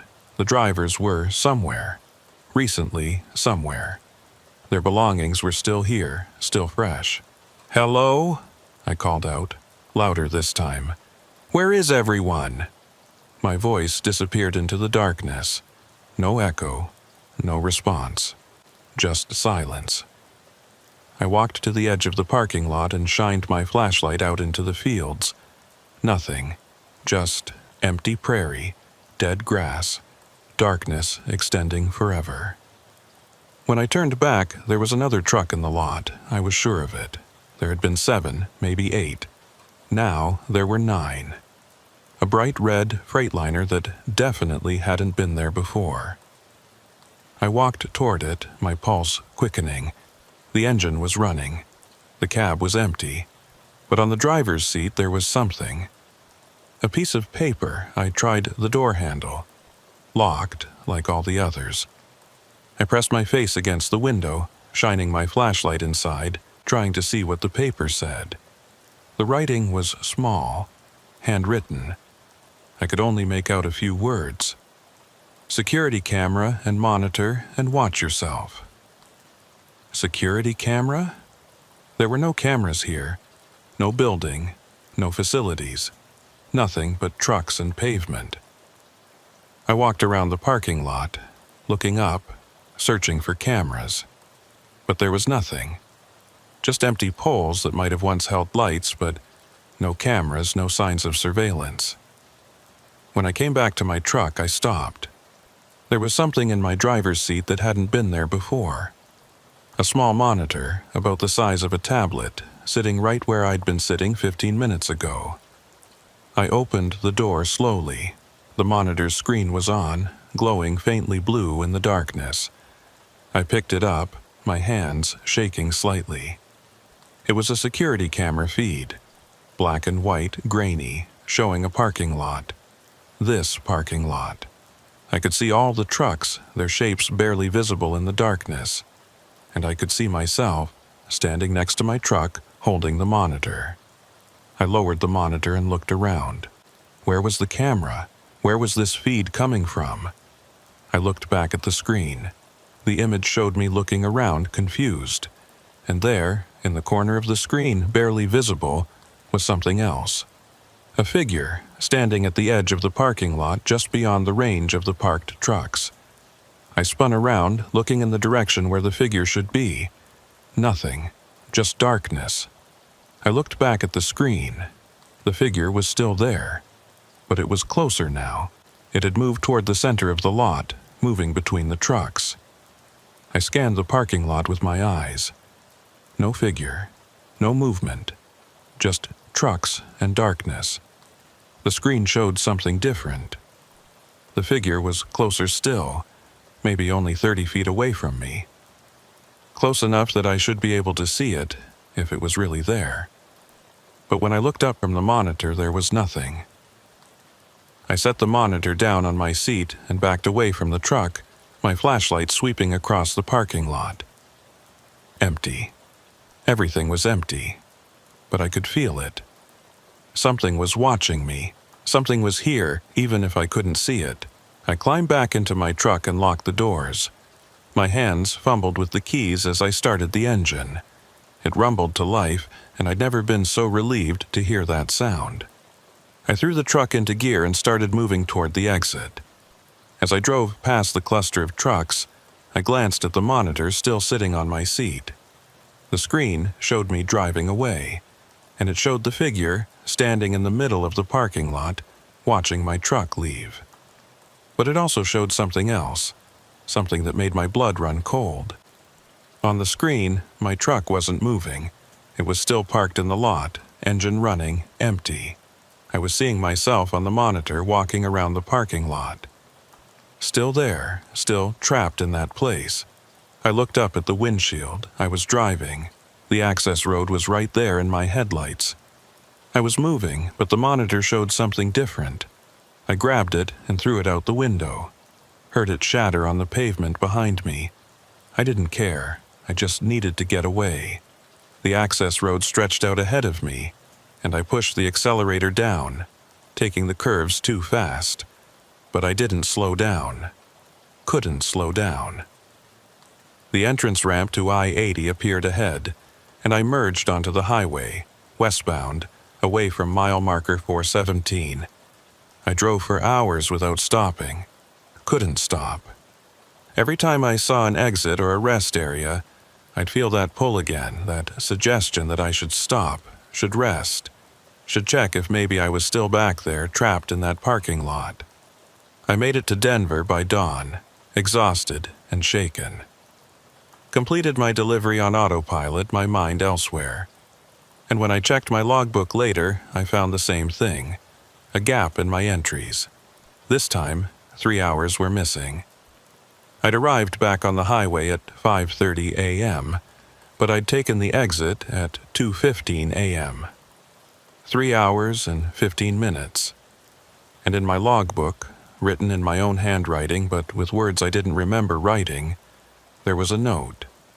Counted 47 trucks, all empty, all waiting. I stared at that note for a long time. My handwriting, my pen, but I had no memory of writing it. 47 trucks. I'd only seen maybe 9 or 10, but apparently at some point during those lost hours I'd counted 47. What else had happened during that time? What else had I seen or done that I couldn't remember? And why was my truck still showing up on that security monitor, still parked in that lot, even as I drove away? I started researching mile marker 417 as soon as I got back to Chicago. Spent hours online, searching for any mention of a rest area at that location. Nothing. No official records, no maps showing a facility there, no reviews or mentions from other drivers. I tried calling the Nebraska Department of Transportation, asked about rest areas on Interstate 80. They sent me a list. Mile marker 417 wasn't on it. I checked historical records, old maps, archived documents. Nothing. As far as any official source was concerned, there was no rest area at mile marker 417, but I'd been there twice, and I had proof, the missing time in my logbook, the note I'd written but couldn't remember writing. I started asking other drivers, carefully, casually, trying not to sound crazy. Had anyone ever stopped at a rest area near mile marker 417 in Nebraska? Had anyone experienced missing time or strange occurrences on I-80? Most guys looked at me like I was nuts. A few told me I should get more sleep. One guy, an older driver named Hayes who'd been running freight for 30 years, pulled me aside. "You talking about that place with no lights?" he asked quietly. "Yeah, you know it?" Hayes nodded slowly. "Stopped there once, about 10 years ago. Only once. What happened? Lost time. Couple hours I couldn't account for. And when I checked my truck afterward, the odometer didn't match. I'd driven an extra 100 miles, but I had no memory of it. Did you go back? Hell no. Whatever that place is, it's not somewhere you want to spend time. I don't drive that route anymore if I can help it. What do you think it is?" Hayes shook his head. "Don't know. Don't want to know." Some places on the highways, they're not quite right. Most drivers learn to sense them, avoid them. You get a feeling, you know? like the air is wrong or the light is weird or something just doesn't add up. You learn to trust that feeling. But why does it exist? What's the purpose? Purpose. Hayes laughed, but there was no humor in it. You think places like that have a purpose? They just are. They exist in the cracks, in the spaces between things. Best thing you can do is stay away. But I couldn't stay away. The more I learned, the more I needed to understand. And I kept having those dreams. Dreams where I was still there, still in that parking lot, walking among an endless sea of trucks. I made a decision. I would go back one more time. But this time, I'd be prepared. I'd bring a camera, recording equipment, a GPS tracker. I'd document everything. Prove that the place existed, figure out what was happening there. It took me 2 weeks to put together the equipment. A dash cam, a handheld video camera, a GPS tracker, a digital voice recorder. Everything I'd need to capture evidence. I waited until I had another run to Denver. Same route, same schedule. But this time I was ready. I left Chicago in the evening, driving through the familiar darkness. As I crossed into Nebraska, I turned on all my recording equipment. The dash cam recorded the road ahead. The GPS tracker logged my position. The voice recorder captured any sounds.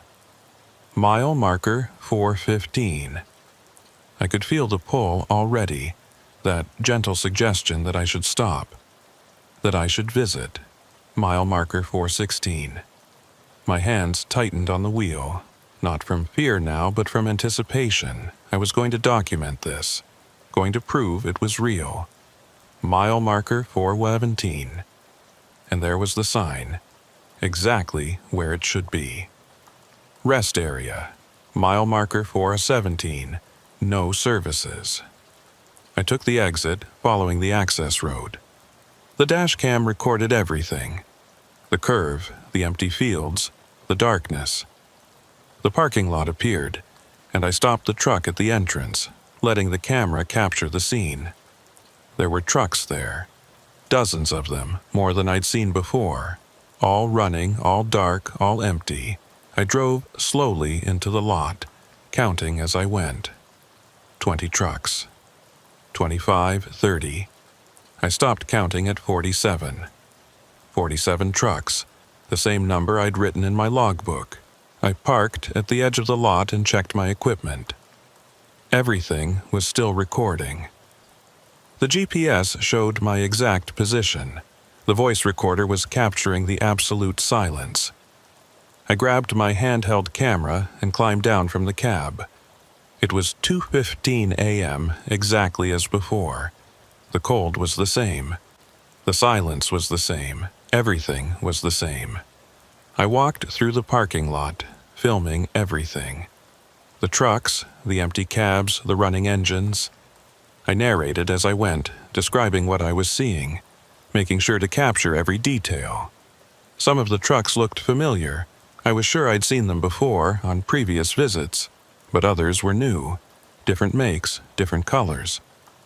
I reached the center of the lot and stopped, turning in a slow circle with the camera, documenting everything.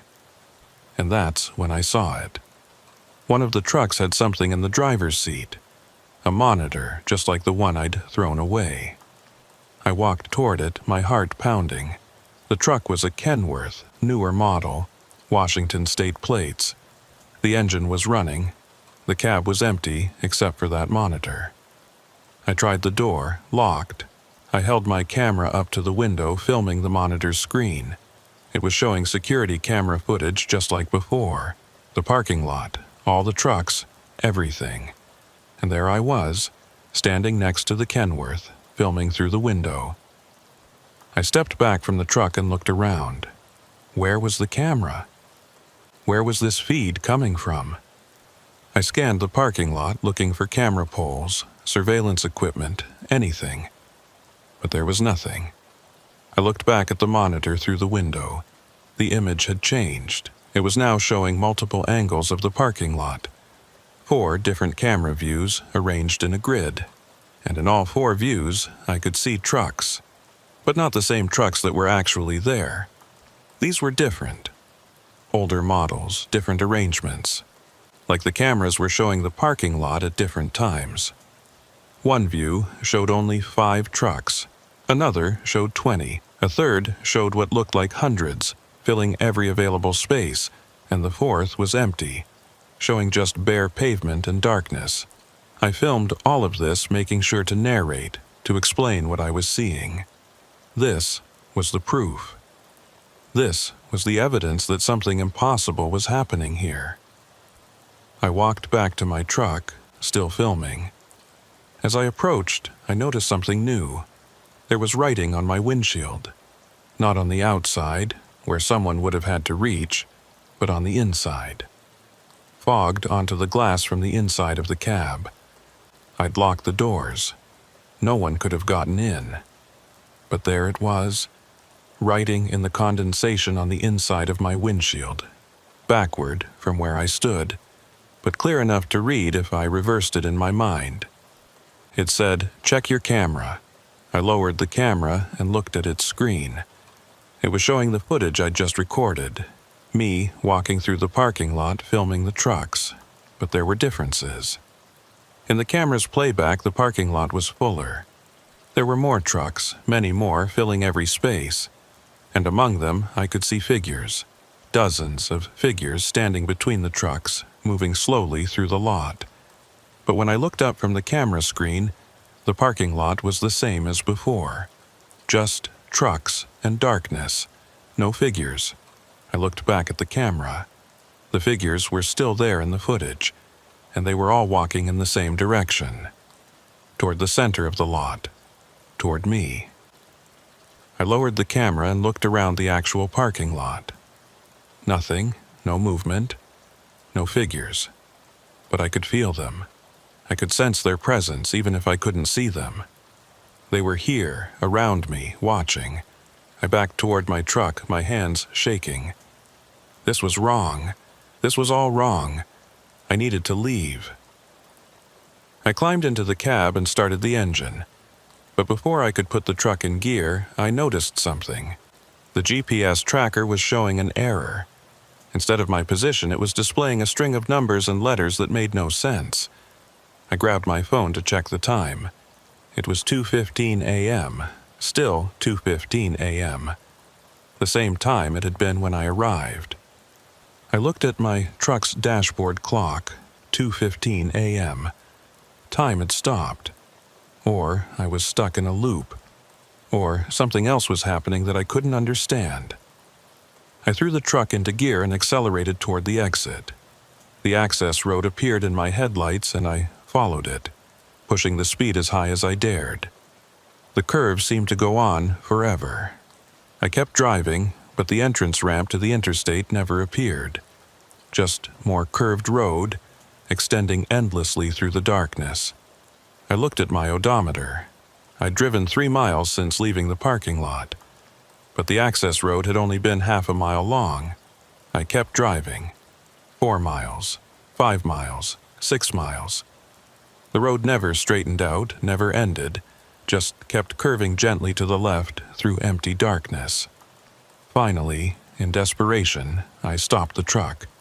Sat there on the access road trying to think, trying to understand.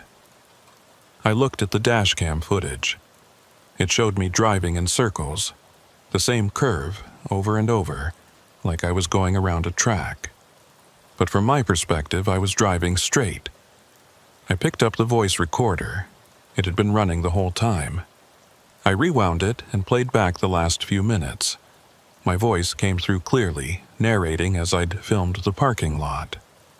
And then, underneath my voice, there was something else. Other voices, faint and distant, speaking words I couldn't make out. I listened more carefully. The voices were counting. All of them, in unison, counting slowly upward. 47, 48, 49, 50. And then my voice on the recording, saying something I didn't remember saying. I am number 51. I stopped the playback, looked around the cab. Everything was normal. My truck, my equipment, everything. But according to the recording, I'd said I was number 51. Number 51 of what? I started driving again. This time, instead of following the curve, I turned the wheel hard and drove straight. The truck lurched as I left the pavement and hit the dirt and grass.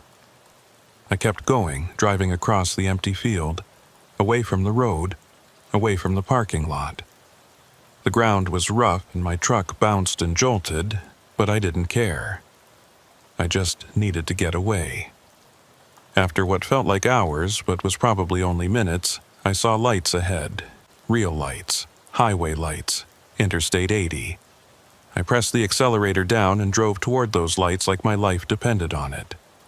The ground was getting rougher, but I didn't slow down, couldn't slow down, and finally, blessedly, I reached the highway. I crashed through some brush and bounced up onto the shoulder, then merged into the westbound lane. I drove for an hour without looking back, without checking my mirrors, just staring straight ahead at the road, focusing on the white lines and the mile markers passing by. When I finally felt safe enough to stop, I pulled into a large truck stop near Cheyenne.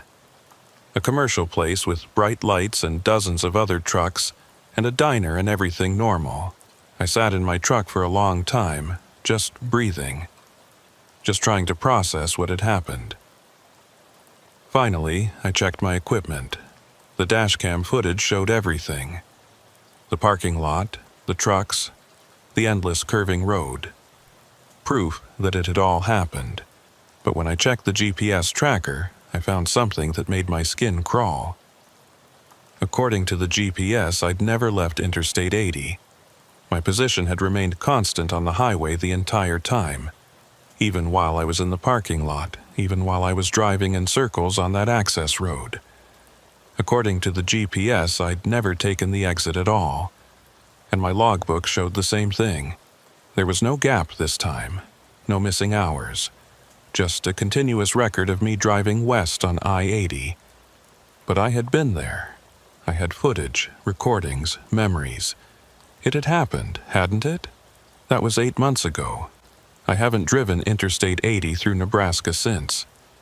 I request different routes, even if they take longer, even if they cost me money and extra fuel and time. Because I can't risk going back to mile marker 417.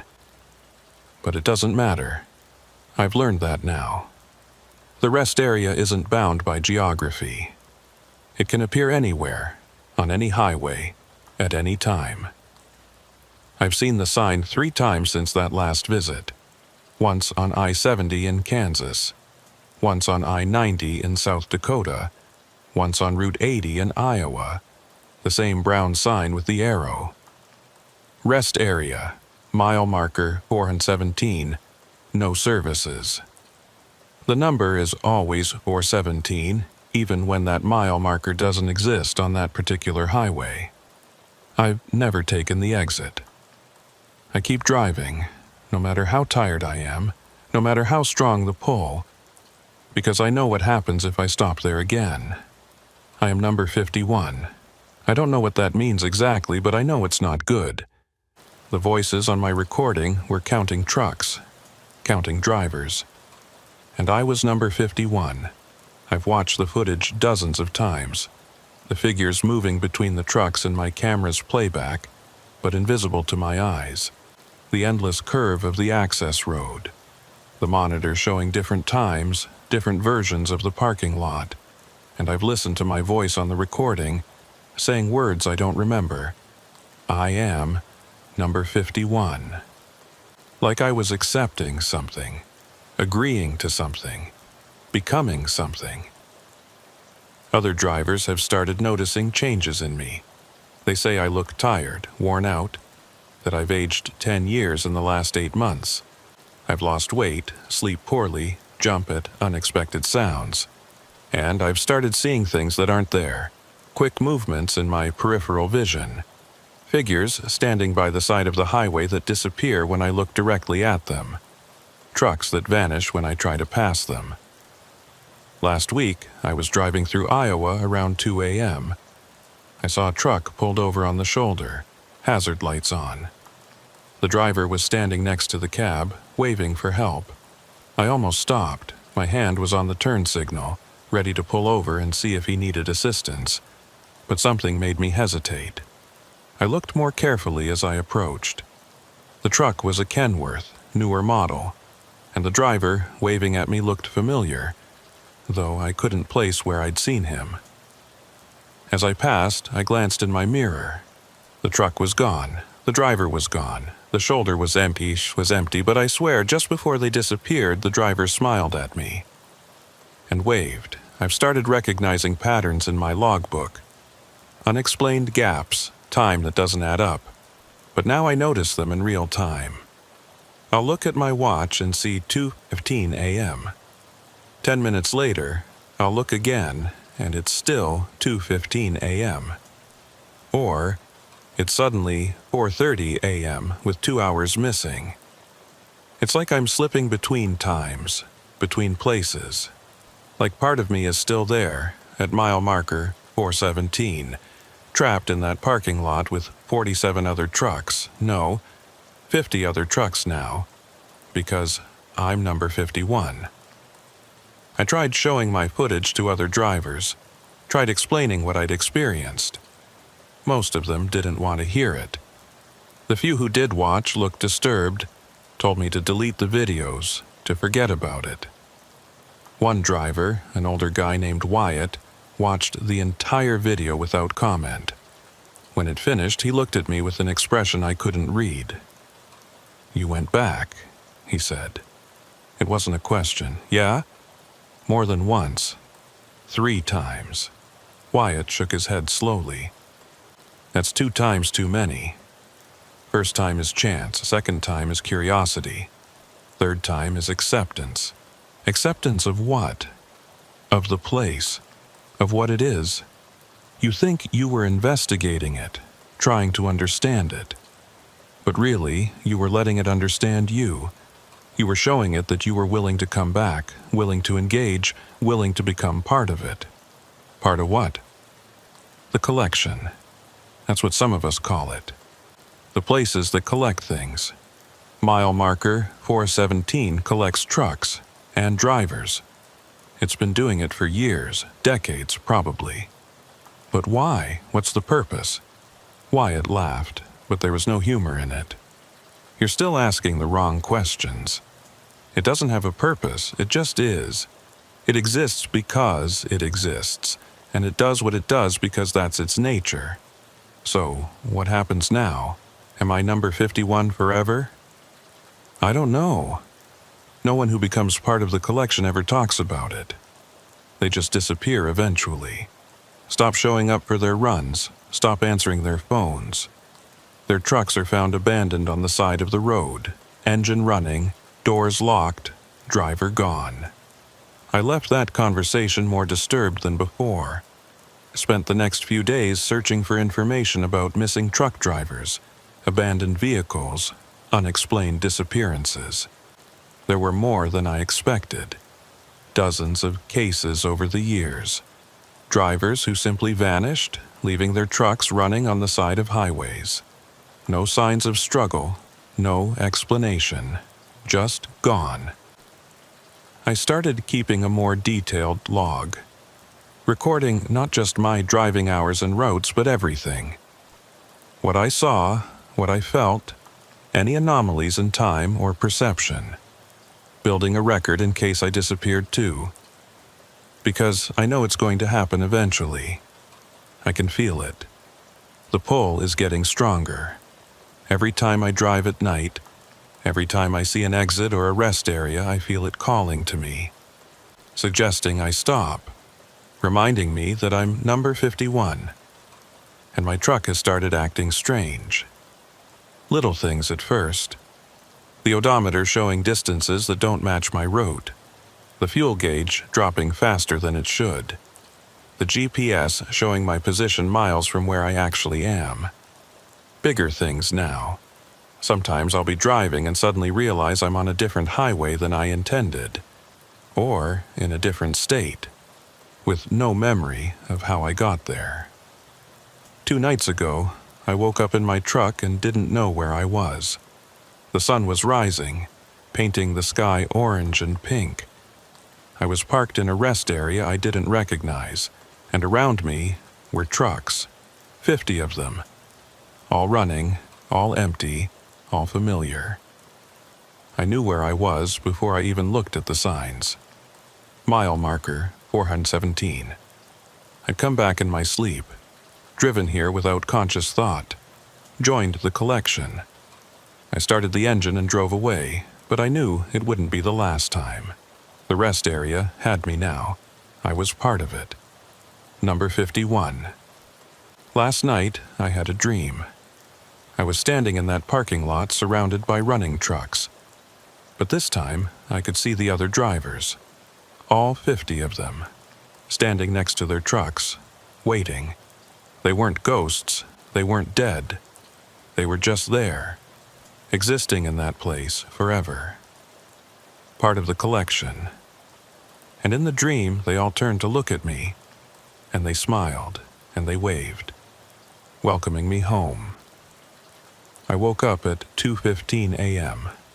Always 2:15 a.m. now. I looked out my window. I was parked at a truck stop in Wyoming. Normal, commercial, safe. But I could smell diesel fuel, and I could hear engines running. Lots of engines, 50 engines. And I knew, with absolute certainty, that it didn't matter where I was. The collection had claimed me. Mile marker 417 existed wherever I was now. I picked up my logbook to make an entry, but there was already writing there. My handwriting, but words I don't remember writing. Number 51 reporting. All systems normal. Awaiting instructions. I don't remember writing that, don't remember thinking it. But there it is, in my own hand. I'm writing this now as a record, as a warning to anyone who might read it. If you see a sign for a rest area at mile marker 417, don't take the exit, even if you're tired, even if you need to stop, even if something suggests you should. Because once you go there, you become part of it. You're counted, numbered, collected. And eventually, you don't leave.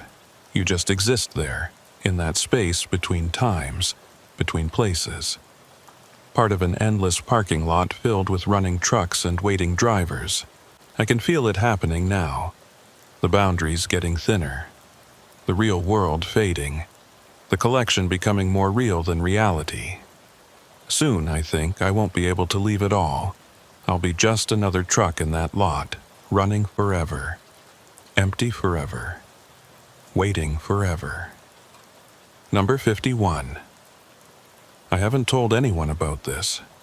Haven't sent the recordings or the footage to anyone. Because I know now that it wouldn't matter. The people who need to avoid mile marker 417 will avoid it instinctively. They'll feel the wrongness and keep driving. The ones who stop are the ones meant to stop. The ones who become part of the collection. Like me. It's 2:15 a.m. now. It's always 2:15 a.m. now. And outside my window, I can see trucks. 50 of them, all running, all waiting, all calling me home. I think I'll take a drive, just a short one, just to that rest area I keep seeing. Mile marker 417.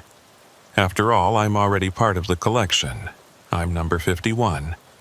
And it's time to go home.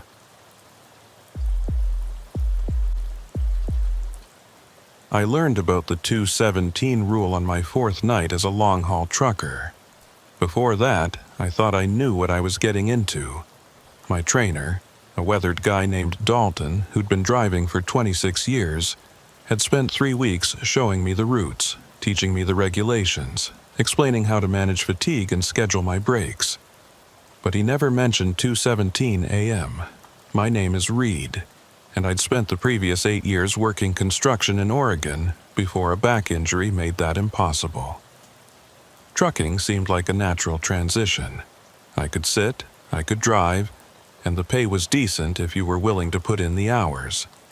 I got my CDL, passed all the tests, and started running freight up and down the West Coast. The first 3 nights went fine. I stopped at commercial truck stops, busy places with restaurants and showers and other drivers. Normal places where you could rest without thinking twice about it. But on the 4th night, I was running behind schedule and needed to make up time.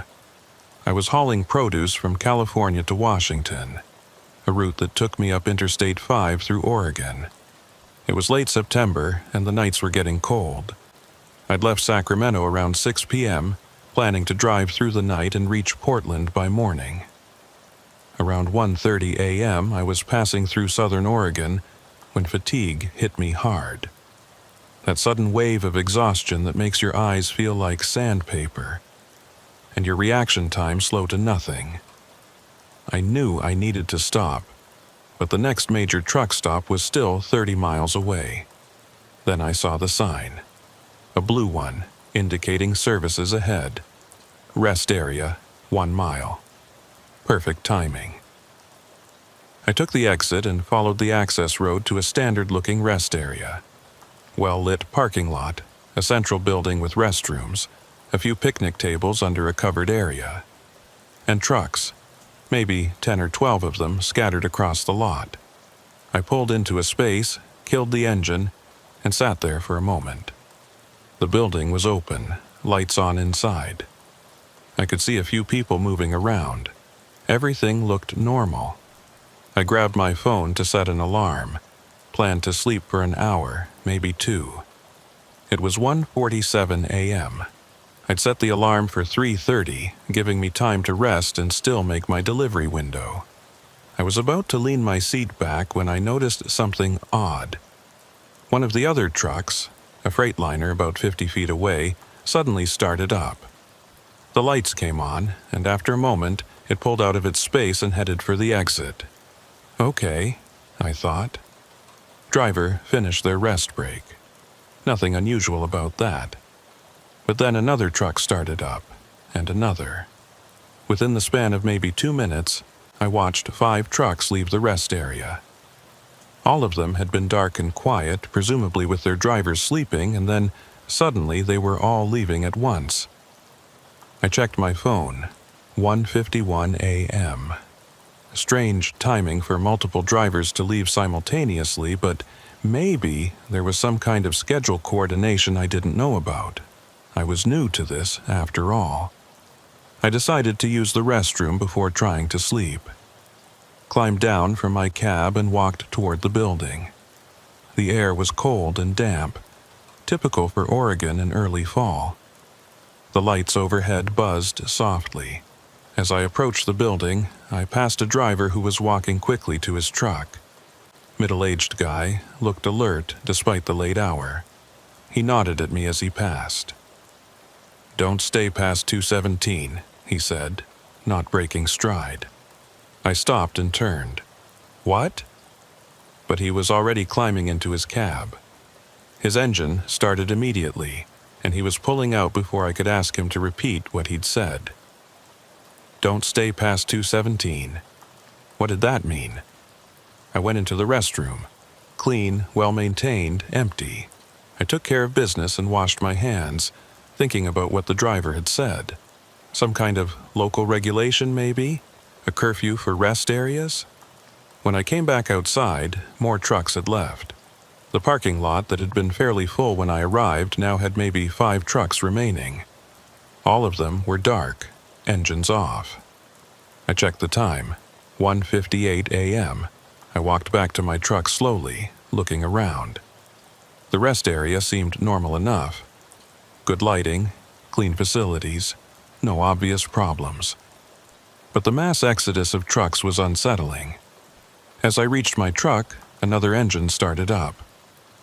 The truck parked directly next to mine, a Peterbilt with Oregon plates. The driver, a woman probably in her 50s, started pulling out immediately. "Hey!" I called out, walking toward her. "Excuse me." She stopped and rolled down her window, but her expression was tense, rushed. Yeah? Is there some kind of time limit here? Someone told me not to stay past 2:17. She looked at me for a long moment, then glanced at her dashboard clock. It's 2:02. You've got 15 minutes. I'd suggest you use them to leave. But why? What happens at 2:17? Nothing happens, that's the point. You leave before 2:17, nothing happens. You stay after. She trailed off, shaking her head. Just don't stay. Trust me. She rolled up her window and drove off before I could ask anything else. I stood there in the parking lot, confused and increasingly uneasy. This was ridiculous. It was a rest area. There was no reason I couldn't stay here as long as I needed to. But every other driver had left, or was leaving. As I watched, another truck started up and pulled out. That left 3 trucks in the lot besides mine. I checked the time again, 2:07 a.m. 10 minutes until 2:17. This was probably some kind of joke that experienced drivers played on rookies. Make them paranoid about arbitrary times, watch them panic. I'd been hazed enough in construction to recognize the pattern. I climbed back into my cab and locked the doors. I'd sleep here for an hour, prove to myself that nothing happened at 2:17, and then continue my route. Simple. But as I started to recline my seat, I heard another engine start. And another. The 2 remaining trucks besides mine were leaving. I sat up and looked around the parking lot. Empty. Just my truck now, sitting alone under the fluorescent lights. 2:11 a.m. 6 minutes until 2:17.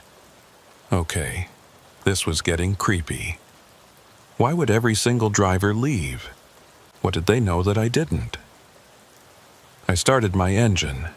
Not because I believed something would happen, but because being the only person in a rest area in the middle of nowhere at 2 a.m. was unsettling regardless of any mysterious warnings. I'd pull out, get back on the highway, drive until I found another place to stop. Somewhere busier, with more people around.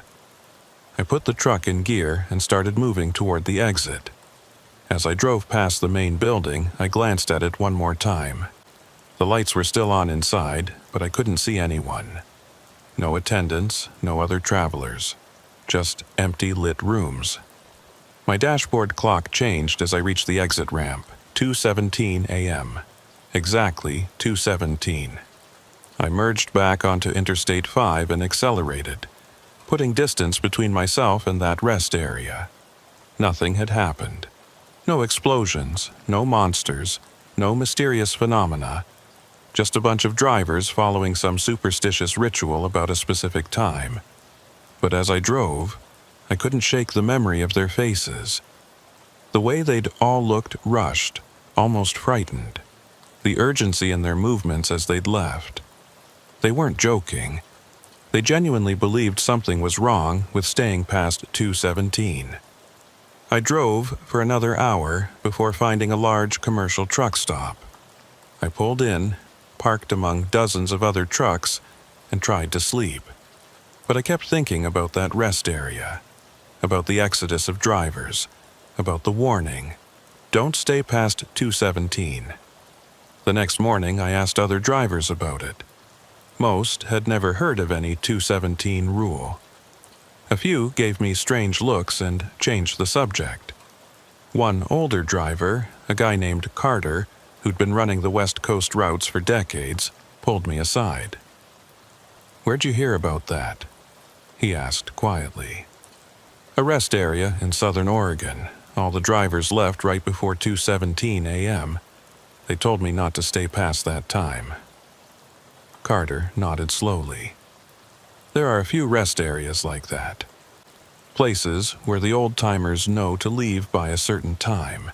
Usually around 2 or 3 a.m., different times for different places. But why? What happens if you stay? Nobody knows for sure, because everyone who knows better leaves, and the ones who don't leave. He trailed off. What happens to them? They keep driving. They're fine. But they're different. Changed somehow.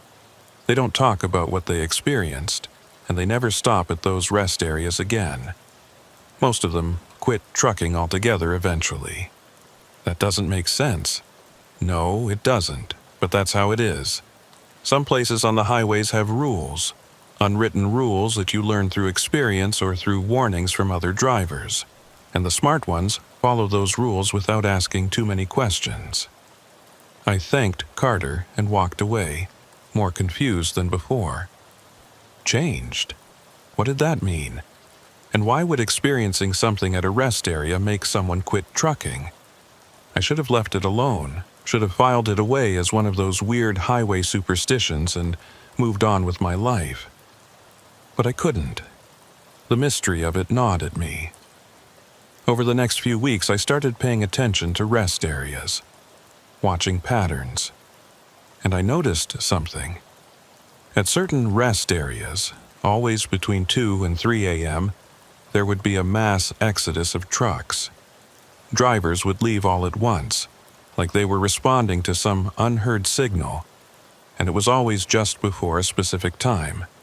Sometimes 2:17, sometimes 2:23, sometimes 2:31. Different rest areas had different times, but the pattern was always the same. Everyone left before that time. Everyone except the rookies who didn't know better. And occasionally, one of them would stay, would be there when that critical time hit.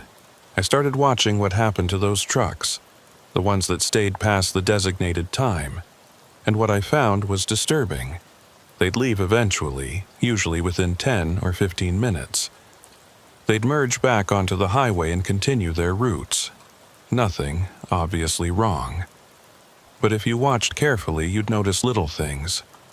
The way they'd drift slightly between lanes, then correct. The way they'd slow down for no apparent reason, then speed up. Like the driver was distracted or disoriented. I talked to one of them once, a young driver who'd stayed past 2:17 at that same Oregon rest area. I caught up with him at a truck stop the next day. "Hey, I saw you at the rest area last night. The one off I-5. You stayed pretty late." He looked at me strangely. "What rest area?" "The one in southern Oregon. You were there around 2 a.m.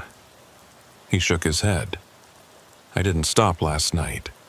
Drove straight through from Sacramento to Portland.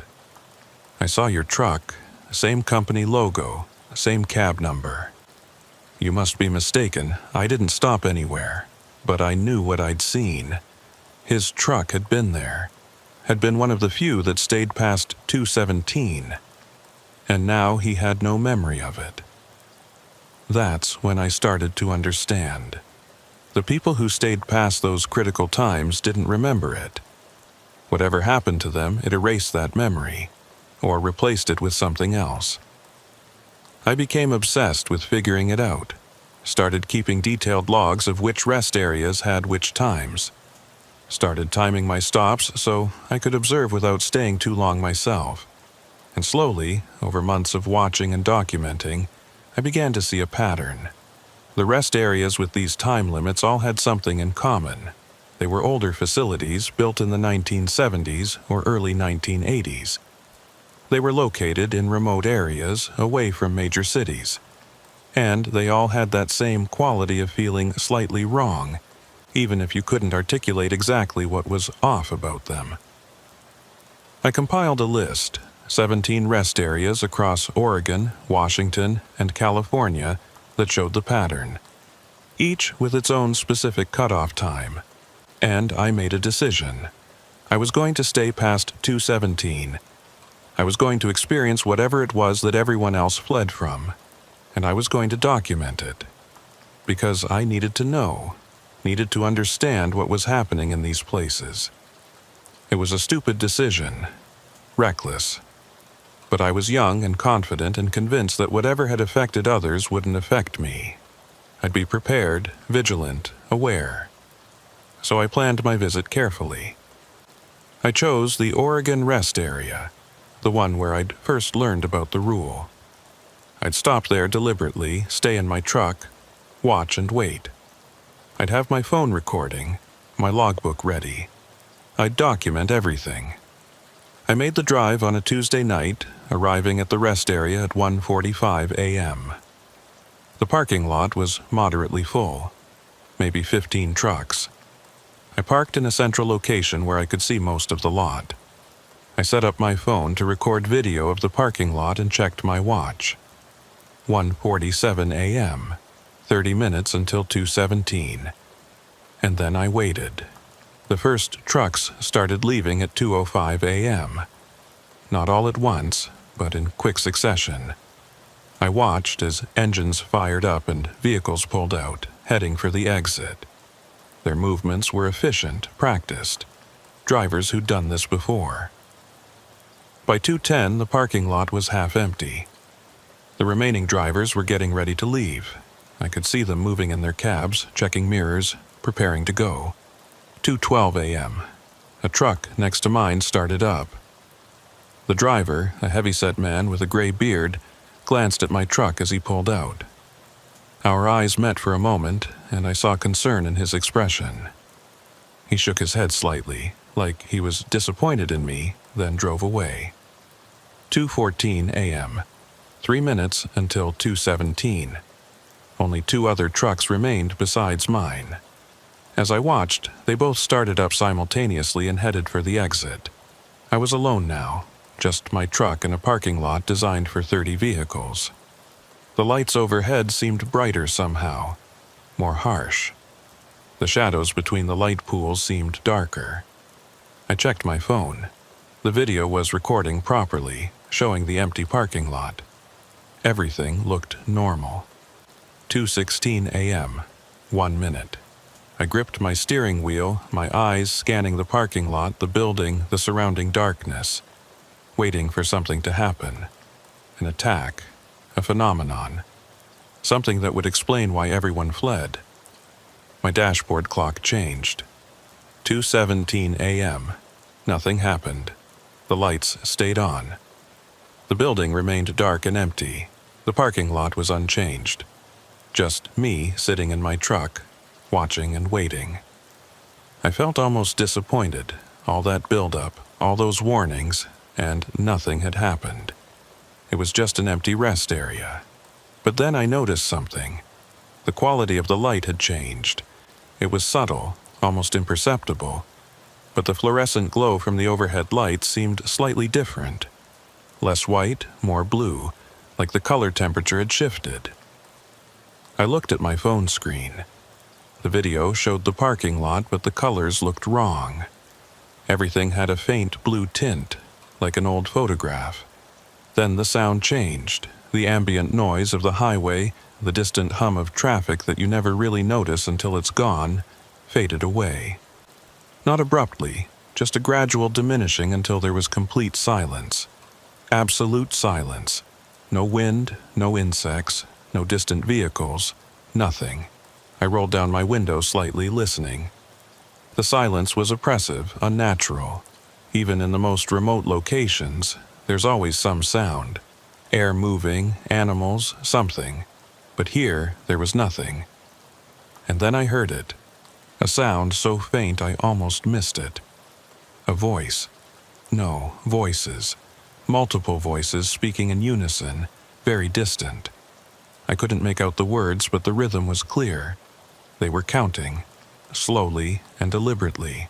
41, 42, 43. I looked around the parking lot, trying to locate the source. But there was nothing visible, just empty pavement and harsh blue light. The counting continued, getting slightly louder. 57, 58, 59. I grabbed my phone and held it up, trying to record the sound. But on the playback there was nothing, just silence. 73, 74, 75. The voices were getting closer. Or louder, I couldn't tell which.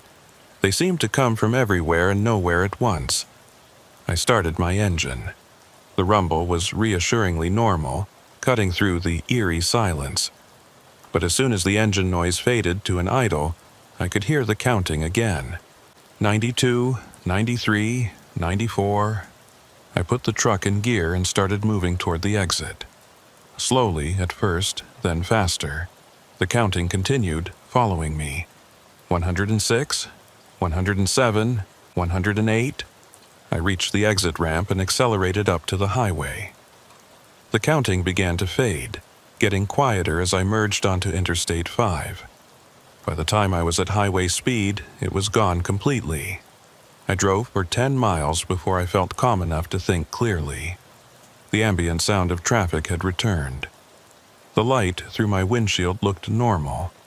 Everything seemed back to normal, but I was shaking. My hands trembled on the steering wheel and my heart was racing. What had that been? What were those voices counting? I pulled over at the next rest area, a busy commercial one with dozens of trucks and good lighting and people around. I parked and sat there, trying to process what I'd experienced. The counting, the blue light, the absolute silence. It had been real. I'd heard it, felt it, but my phone hadn't recorded it. There was no evidence except my memory. I checked my watch. It was 2:47 a.m. Half an hour had passed since I'd left the rest area, but it had felt like only 10 minutes. I looked at my logbook. According to my entries, I'd stopped at the rest area at 1:47 and left at 2:18.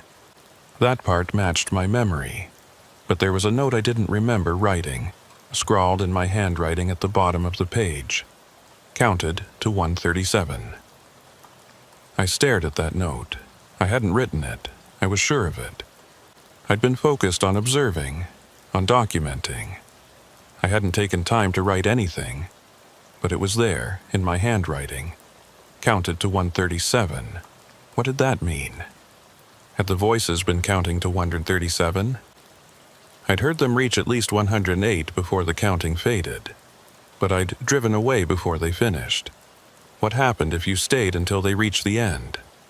What came after the counting?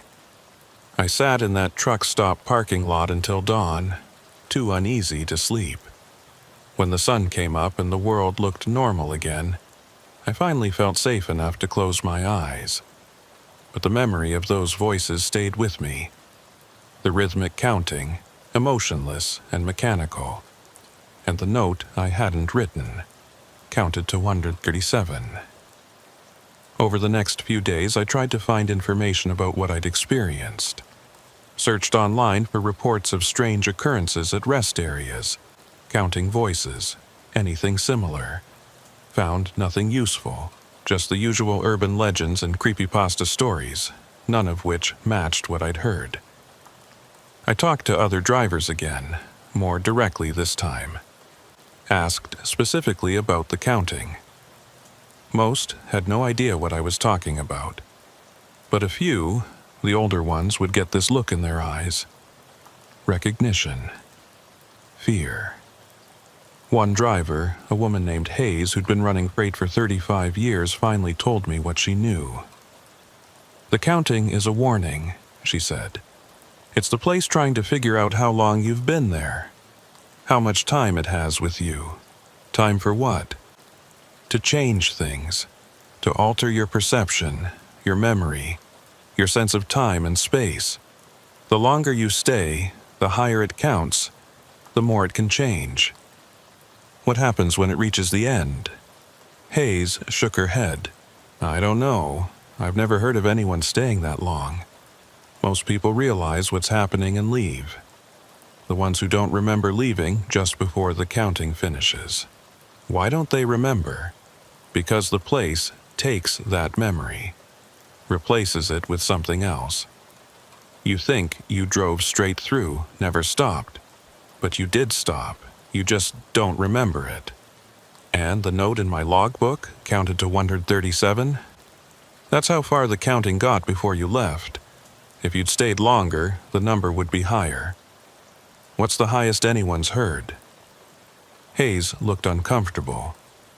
I knew a driver once who claimed he heard it count to 487. Said he stayed to see what happened at the end. He quit trucking the next week. Last I heard, he was in a psychiatric facility. Kept insisting that he was still at the rest area, that everything else was fake. I left that conversation more disturbed than ever. The place could change perception, could alter memory, could convince you that reality wasn't real. And I'd willingly stayed there, let it count to 137. What had it changed? What memories had it taken or altered? How could I even know? I spent the next week driving my normal routes, trying to act like everything was fine. But I kept noticing small discrepancies. Deliveries I didn't remember making. Routes I'd supposedly driven but had no memory of. Empty spaces in my logbook that should have had entries. Was I going crazy? Or was this the effect of staying past 217? I decided I needed to go back. Needed to understand what was happening. But this time, I'd be smarter. I'd leave before the counting finished. I'd set an alarm, a timer, something to make sure I didn't stay too long. I made another run through Oregon, timing it so I'd arrive at the same rest area around 1:45 a.m. This time, I set multiple alarms on my phone. 2:16, 2:17, 2:18. I'd leave before the counting could affect me too much. I pulled into the rest area at 1:48 a.m. The parking lot was busy, maybe 20 trucks. I parked and waited, my alarm set, my logbook ready. The exodus started at 2:05 just like before. By 2:15, I was alone. 2:17 a.m. The light changed to that eerie blue.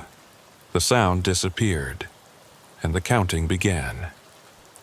1, 2, 3. This time, I paid closer attention. The voices weren't speaking English. Or they were, but the words were distorted, stretched out, like someone was playing a recording at the wrong speed. 15, 16, 17. I checked my phone. The alarms were set and would go off in just a minute. I'd hear enough of the counting to understand it better, then leave before it got too high. 33, 34, 35. My first alarm went off. 2:16 a.m. Good. I started the engine. But as I put the truck in gear, I realized something was wrong. The steering wheel wouldn't move. Not locked, not broken, just frozen in place, like it was welded to the dashboard. I tried the door handle. Same thing. Wouldn't move. 57, 58, 59. Panic set in. I was trapped. The truck wouldn't respond. I couldn't leave. My second alarm went off. 2:17 a.m. The counting continued. 81, 82, 83. I tried the window controls. Nothing. Tried the door handle again. Nothing. The truck had become a cage, and I was locked inside it. 105, 106, 107. My third alarm went off. 2:18 a.m. I should have been gone by now, should have been on the highway safe. But I was still here trapped while the counting continued. 134, 135, 136. It was approaching 137, the number from my last visit. Would something happen when it reached that number? 137. The counting paused. For a long moment there was absolute silence. Not even the counting. Just nothing. And then it started again.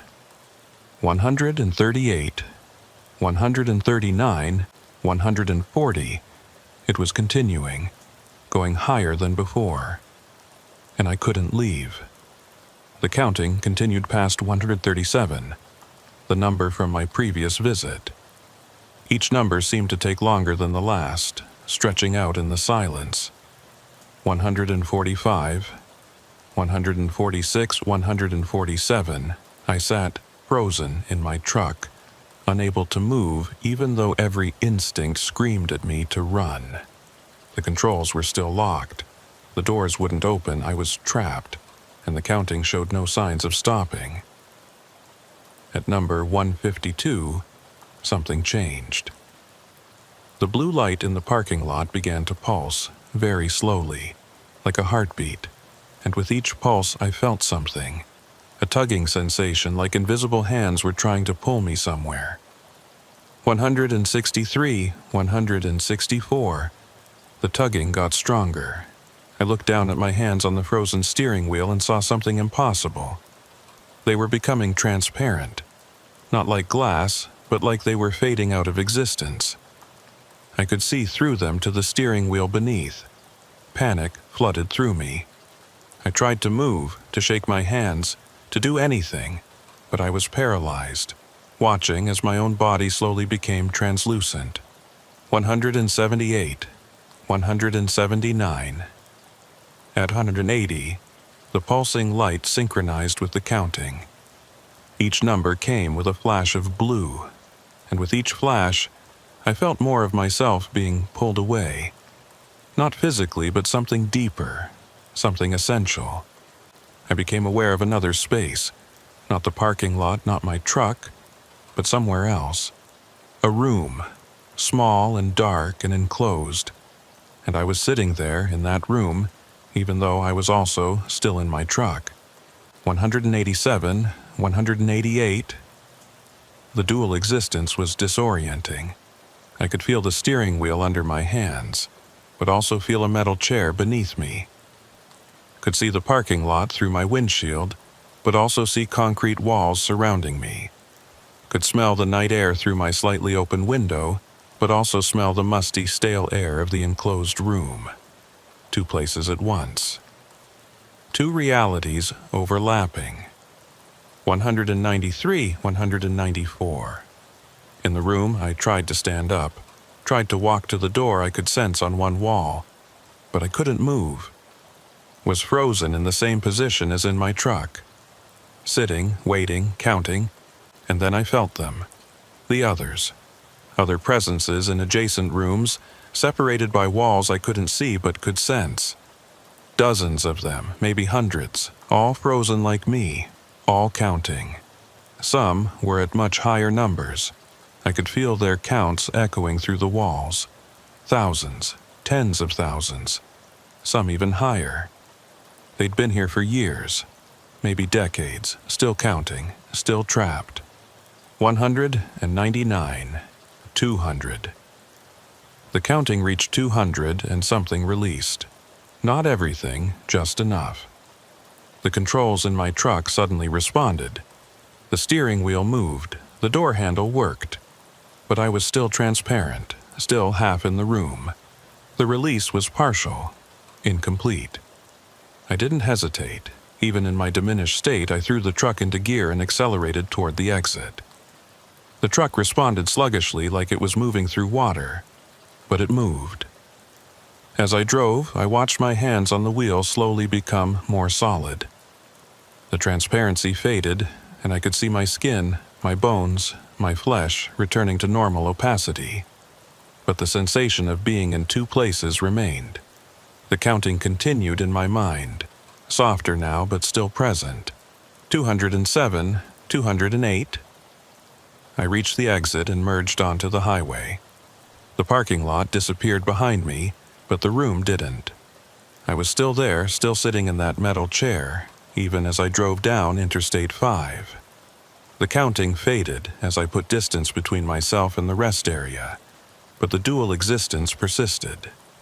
I was driving my truck, but I was also sitting in that room. Both things were equally real.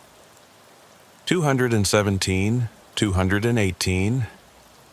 I drove for 30 minutes before pulling over at the next rest area. This one, a busy commercial facility with dozens of trucks and bright lights. Normal, safe, real. I climbed out of my cab on shaking legs and stood there in the parking lot trying to ground myself in reality. Looked at my hands. Solid. Looked at my truck, real. Looked at the other trucks around me. All real. But underneath it all, I could still feel the room. The concrete walls, the metal chair, the locked door, and the counting. Always the counting. 234, 235. I drove for 2 hours without stopping, putting as much distance as possible between myself and that rest area.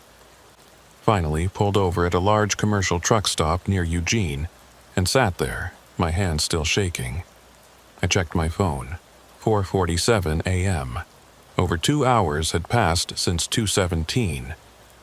But I had no memory of most of it. Just the counting, reaching 200, then nothing until the controls released. My logbook had an entry I didn't remember writing.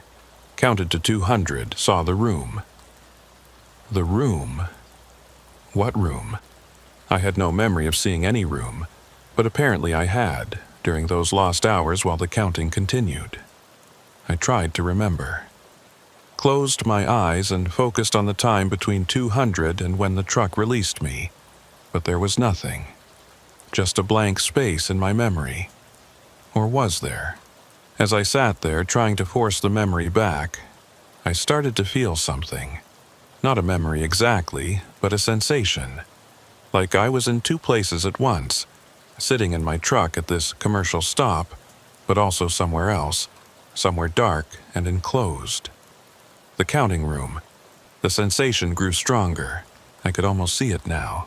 A small space, maybe 8 feet by 8 feet. Concrete walls, no windows, a single door.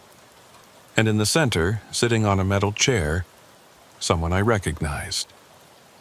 Me. I was sitting in that room, in that other place.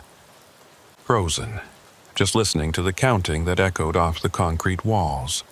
273, 274. I opened my eyes. I was back in my truck, at the truck stop, in normal reality. But the sensation of being in that room persisted.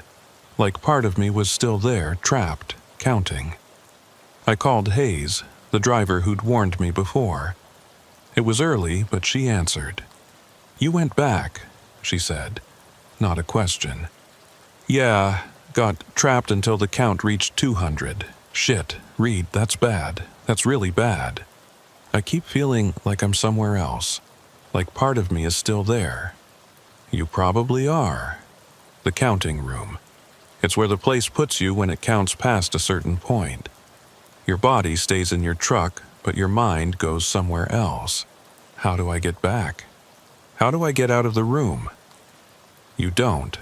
That's the thing. Once you've been to the counting room, part of you stays there forever. You can function in normal reality, but you'll always feel that pull, that sense of being in two places. There has to be a way to fix it. Maybe, I don't know. The only person I ever knew who experienced it quit driving and moved to the middle of a city, surrounded himself with people and noise and activity, said it helped drown out the counting. It's still counting. Always. It never stops. For him, it kept going for years. Last time I talked to him, it was over 50,000. I felt sick. The counting would never stop. I'd hear it forever, counting higher and higher while part of me sat in that concrete room, unable to move. There's got to be something I can do. Stay away from those rest areas. Don't go back, no matter what. The more times you experience it, the stronger the connection gets. Eventually, you might not be able to leave at all. Your body will be here, but your mind will be permanently stuck in the counting room. I thanked her and hung up. Sat there in my truck, trying to think, trying to figure out what to do. And in the background, so faint I could barely hear it, the counting continued. 349, 350. I couldn't go back to my apartment. Not yet. I needed to understand this better. Needed to find others who'd experienced it and survived. Over the next 3 weeks, I became obsessed with tracking down people who'd stayed past the critical times at various rest areas. I used trucker forums, asked around at truck stops, followed leads wherever I could find them. I found 12 people willing to talk to me. 12 drivers who'd made the same mistake I had, who heard the counting every moment of their lives. The first was a woman named Sarah in Tacoma. She'd stayed past 2:23 at a rest area in Washington. Her count was at 8,557 when I met her. "It never stops," she told me, sitting in a coffee shop, her eyes distant. "I've tried everything. Medication, therapy, even ECT. Nothing touches it. The counting is always there." "How long have you been counting?" 4 years. It started at 1 and it's been going ever since. Do the math. That's about 6 numbers a minute, every hour, every day. No breaks, no sleep. Even when I'm unconscious, I can feel it counting. "Do you sense the room?" Her eyes focused on me sharply. "You've been there too, to the counting room." "Yes, I can feel it. Like I'm in 2 places at once." Sarah nodded. "It gets stronger over time. The longer you count, the more real the room becomes. Eventually," she trailed off, staring at nothing. "Eventually what?" "Eventually, you're more there than here. Your body goes through the motions in this world, but your mind is trapped in that room. I've met people who are almost gone. They walk and talk and function, but they're not really present. They're sitting in their rooms, counting, and we're just talking to empty shells. How do I stop it?" "You don't. You learn to accept it. Or you don't, and it destroys you." I met 7 more people over the next 2 weeks, all with similar stories, all counting at different numbers, from the low thousands to over 50,000, all trapped in rooms they couldn't leave. And all of them warned me the same thing: don't go back to the rest area. The more times you experience it, the stronger the connection becomes. But I couldn't stop thinking about it, about the room, about what would happen if the counting reached some final number. Was there an end? Or did it truly go on forever? The counting in my head had reached 2,119 by then, still relatively low compared to the others I'd met, but growing relentlessly. 6 numbers a minute, 160 per hour, 8,640 per day. I did the math. At this rate, I'd reach 1 million in about 4 months, 10 million in 3.5 years, 100 million in 35 years, if I lived that long. I started noticing other effects beyond the counting. Time would slip sometimes. I'd look at a clock and see 3:47 p.m., then look again, and it would be 5:23 p.m., with no memory of the intervening time. Or I'd start doing something and suddenly realize I'd been standing in the same spot for hours. The room was taking more of me, more of my time, more of my consciousness. I tried to function normally, but it was getting harder. I'd be talking to someone and suddenly realize I hadn't heard anything they'd said for the last 10 minutes. I'd be driving and find myself pulled over on the side of the road with no memory of stopping. And always the counting. 2,836 and 2,837. The 9th person I found was different from the others. His name was Marcus, and he'd been counting for 7 years. His number was over 22 million. We met at a diner in Seattle. He looked exhausted, ancient, even though he was only in his 40s. His eyes had a vacant quality, like he was looking at something far away. "You're new," he said when I sat down. "Your count is low. Maybe 3,000? Close, 3,114. You can still turn back. Get away from all this. Stop investigating, stop thinking about it, and maybe the connection will weaken."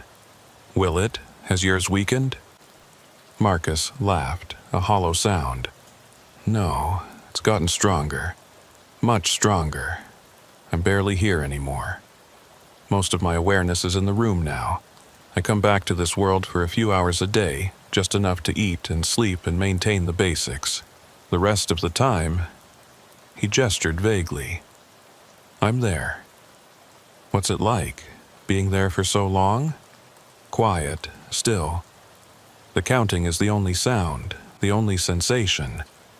Everything else fades away. At first it was torturous, but after a while... He paused, searching for words. After a while, you start to forget what torturous means. You just exist. You and the counting, nothing else matters. What about the others? Can you sense them? Yes, hundreds of us. Maybe thousands. All in our separate rooms, all counting. Sometimes I can hear them through the walls. Not their voices, but their counts, millions. Some are in the billions. I can't imagine how long they've been there. Billions? The number was incomprehensible. That would take decades, centuries. Time works differently there. Or maybe it doesn't work at all. Maybe we're all counting the same numbers simultaneously, experiencing different parts of the same eternal count. Marcus looked at me with those hollow eyes. Have you noticed time slipping? Yes, hours disappearing. That's you spending time in the room.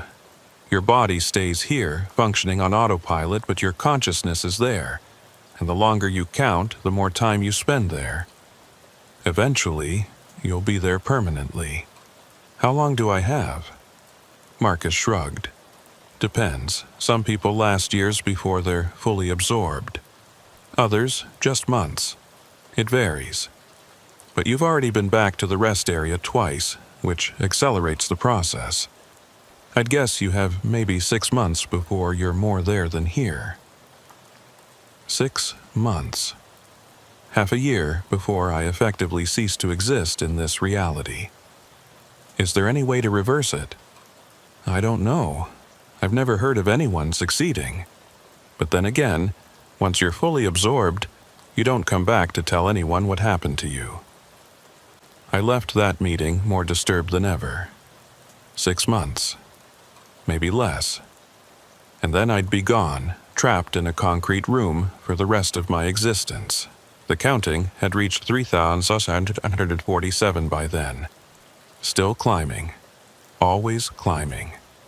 3,848. 3,849. I tried one more time to find answers.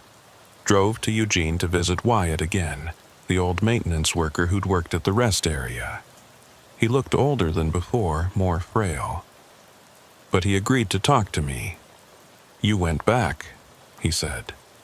Same thing Hayes had said. Everyone could see it on me.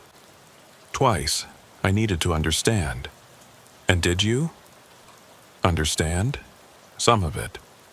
The counting room, the absorption, the way time works differently, but I don't understand why. What's the purpose? Why do these places exist? Wyatt was quiet for a long time, staring out the window of his room at the nursing home. Finally, he spoke. When I worked at that rest area, I did some digging. Found old records, talked to people who'd been around when it was built. And I learned something interesting. That rest area, and others like it, were built on specific sites, places that had been considered sacred, or cursed, depending on who you asked. Sacred how? The indigenous people who lived in that area before colonization had stories about those places. Called them thin spots. Places where the barrier between worlds was weaker. Where things from other realities could slip through. You think the rest areas were built on thin spots deliberately? No, I think it was coincidence. Or maybe not. Maybe those spots attracted development because they made people uncomfortable, and building something normal there was a way to claim the land. But whatever the reason, the rest areas amplified the effect. Created structures that existed partially in both realities. And the counting? That's the mechanism. The way the other side measures you, counts you, determines how much of you belongs there versus here. The longer you stay, the higher it counts, the more of you it claims. What happens when the counting stops? Wyatt looked at me with sad, knowing eyes. It doesn't stop. That's the point. It goes on forever, claiming you piece by piece, until there's nothing left in this world. You become part of that place, part of the counting itself. There has to be a way to break free. Maybe, but I've never seen it work. The only people who escape are the ones who leave before the counting gets too high. Once you pass a certain threshold, and it's different for everyone, you're too connected to break away. What's the threshold? I don't know, maybe 10,000, maybe 100,000. Maybe it's not about the number at all, but about how much of yourself you've given to the room. I left Eugene that day with more questions than answers. The counting was at 493, still climbing, still claiming me, and I realized I was running out of time. The following weeks became a blur as the count climbed relentlessly higher. I documented everything obsessively, trying to understand the progression, trying to find some pattern that might offer escape. At 5,000, I discovered I could modulate the volume slightly. Not stop it, but adjust how loud it was in my consciousness. It required intense mental focus, but I could push the counting into the background or bring it forward. This gave me brief windows of almost normal function. At 7,500, the mental map of the counting room network became clearer. I could sense not just my room, but hundreds of others, all connected in ways that defied spatial logic. Some rooms felt close, others impossibly distant. Some contained counts in the thousands, others in the millions. The network was vast, sprawling across dimensions I couldn't fully comprehend. At 10,000, I experienced my first complete transportation. I was lying in bed in my apartment, trying to sleep despite the counting, when suddenly I wasn't there anymore. No transition, no warning. One moment I was horizontal in bed, the next I was sitting upright in the metal chair in absolute darkness. The change was instantaneous and terrifying. 10,006 and 10,007. The counting echoed off concrete walls, louder than I'd ever heard it. I tried to move, to stand, to do anything, but I was paralyzed, frozen to the chair. My muscles wouldn't respond to my commands. I tried to scream. My vocal cords were locked. No sound emerged from my throat. Pure panic flooded through me. This was it. This was where I'd spend eternity, trapped in darkness, unable to move, unable to speak, with nothing but the mechanical counting for company. 10,043, 10,044. Time lost all meaning. Each number felt like it took hours to arrive, and yet they came relentlessly. Was I experiencing time normally, or was it compressed, stretched, twisted into shapes that human consciousness wasn't meant to experience? 10,097, 10,098, and then, without warning, I was back in my bed, gasping for air, drenched in sweat, my heart trying to hammer its way out of my chest. The clock read 6:47 a.m. 4 hours had passed. 4 hours that had felt like perhaps 15 minutes in the room. Time compression. Or maybe time expansion, depending on which reality you measured from.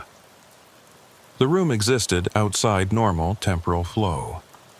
But here's what terrified me most. The counting had reached 10,443. Over 400 numbers had been processed during those missing hours.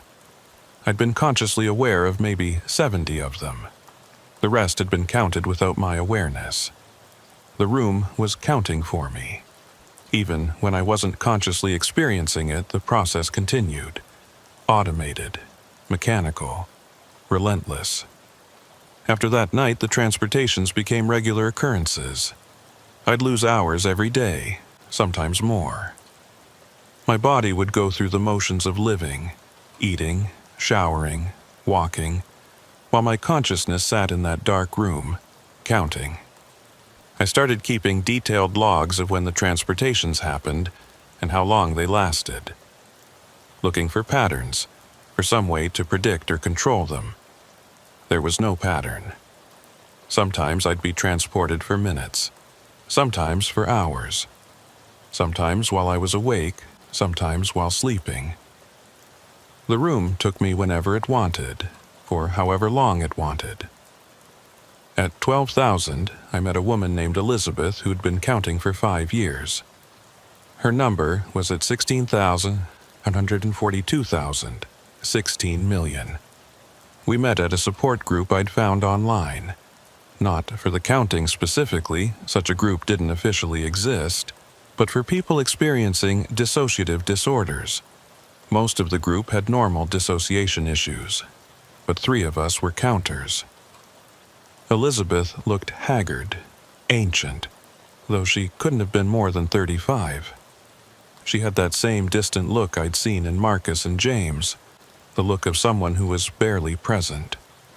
"You're new," she said during a break. "Your count is still low. 12,406. So fresh. I remember when mine was that low. I thought I could still fight it, still escape. Can't you?" She smiled sadly. "No, once you're past 20,000, it's over. The room owns you completely. I learned that years ago, but I kept fighting anyway. Waste of energy." "What changed at 20,000? "Everything. The room stopped being something I visited and became my primary residence. This world," she gestured around us, "became the visit, the temporary state. My true existence is there, in that chair, in that darkness." "How do you function?" "Barely. My body operates on autopilot most of the time, goes through necessary motions. My family thinks I have early onset dementia. They're not entirely wrong. I am losing my mind, just not in the way they think." "Do you ever come fully back? Ever feel present here?" "Sometimes, for minutes at a time, like right now. But it's exhausting. Being here takes more energy than being there. There's just counting. No decisions, no effort, no struggle. Just existing and counting." "Doesn't that drive you crazy?" "It did at first, but crazy is a concept that requires caring about your mental state. After millions of counts, you stop caring about anything. You just are." The conversation haunted me for days. That would be my future. Not madness exactly, but something worse. Complete apathy. Complete dissolution of self into nothing but counting. At 15,000, I experienced double vision for the first time. I was walking down a Portland street when suddenly I saw both realities simultaneously. The street with its shops and pedestrians overlaid with the concrete wall of my room. 2 images superimposed, both equally real, both demanding my attention. I stumbled, nearly fell. A passerby caught my arm. "You okay, man?" I nodded, unable to explain that I was seeing 2 places at once. That reality had fractured for me in a fundamental way. The double vision continued, off and on, for the rest of that day. I'd look at my apartment and see my room, look at my hand and see the armrest of the metal chair, look at Portland and see darkness. Navigation became treacherous. I walked into walls because I was seeing the empty space of my room, reached for objects that only existed in one reality, sat down on chairs that weren't physically present. At 18,000, I stopped recognizing familiar places. My apartment looked wrong, alien. The data entry office where I worked seemed like a set from a movie, artificial and unconvincing. Even my own face in the mirror looked like a stranger's. The room was the only thing that felt real anymore. At 20,000, the threshold Marcus had warned me about, everything changed fundamentally. I stopped coming back fully. My consciousness remained primarily in the room, with only brief excursions back to physical reality. Minutes per day, then per week, then less. My body continued functioning. It went to work, operated my computer, performed basic maintenance tasks. But I wasn't there. I was sitting in darkness, counting, while my meat puppet went through the motions of life. I know this because of the logs I'd been keeping. During my brief moments of clarity, I'd read what my body had done without me. The mechanical entries in my journal: went to work, 8 hours, came home, ate, slept. No detail, no personality, just basic function reporting. At 25,000, I met Thomas, or rather, my body met him while I was in the room. I only learned about it later, reading my journal. Thomas was another counter, nearly fully absorbed. According to my notes, we'd sat together in a park for 3 hours, neither of us speaking, both lost in our respective rooms. When we briefly, simultaneously returned to awareness, we'd nodded at each other in recognition. Fellow prisoners, fellow ghosts. My journal entry ended with a number. Thomas count, 89,000 plus, 89 million. He's been counting for over 12 years. I had no memory of meeting him. That interaction had happened while I was elsewhere, while my body operated on autopilot. At 30,000, I started losing days at a time. I'd have a moment of clarity on Monday, then the next clear moment would be Friday. 4 days gone, processed entirely in the room. My body had lived those days without me. My journal contained entries, but they were mechanical, emotionless. Lists of activities performed, meals consumed, hours slept. The writing didn't even look quite like mine anymore. The handwriting was similar but lacked any personal style. Like someone copying my hand, but not understanding the soul behind it. At 35,000, my family tried an intervention. I don't remember it. I was in the room. But according to my journal, they'd gathered at my apartment. My mother, my sister, 2 cousins. They talked to my body for hours, expressing concern, offering help, begging me to see a doctor. My body had responded appropriately, assured them I was fine, promised to seek help, said all the right things to make them feel better and leave. But I hadn't been there. I'd been in my room, counting in darkness, while my meat puppet performed social behaviors it had learned before I left. My sister left a note that I found weeks later. Read, I don't know if you're in there anymore, but if any part of you is reading this, please know we love you. Please come back to us. I cried when I read it. One of the last times I'd feel strong emotion about anything in physical reality, because even as I cried, I knew I was already gone. The person she loved, the brother she remembered, was sitting in a dark room, counting to infinity. This body she'd talked to was just a shell going through learned motions. At 40,000, I stopped being able to distinguish between the room and reality. They were both equally real, equally present. I existed in both simultaneously. My consciousness split between locations in a way that would have driven me insane if I'd had enough self left to go insane. At 45,000, I realized I couldn't remember basic things about my life before the counting. My childhood was vague. College was a blur. The construction job that had ended when I hurt my back, what had that been like? I couldn't recall. The counting had consumed my memories, replacing them with numbers. My history was measured in counts now, not experiences. The person I'd been before visiting that rest area at 2:17 a.m. was effectively dead. At 50,000, I made one final attempt to break free. Some tiny fragment of me that still cared, still fought, still believed escape might be possible, drove my body back to Southern Oregon, back to that rest area, one more time. I tried everything to make it stop. Medication, therapy, meditation. Nothing worked. The counting persisted, relentless and mechanical. My driving suffered. I'd lose focus, drift between lanes, miss exits. Other drivers started complaining. Dispatch called me in twice to discuss my performance.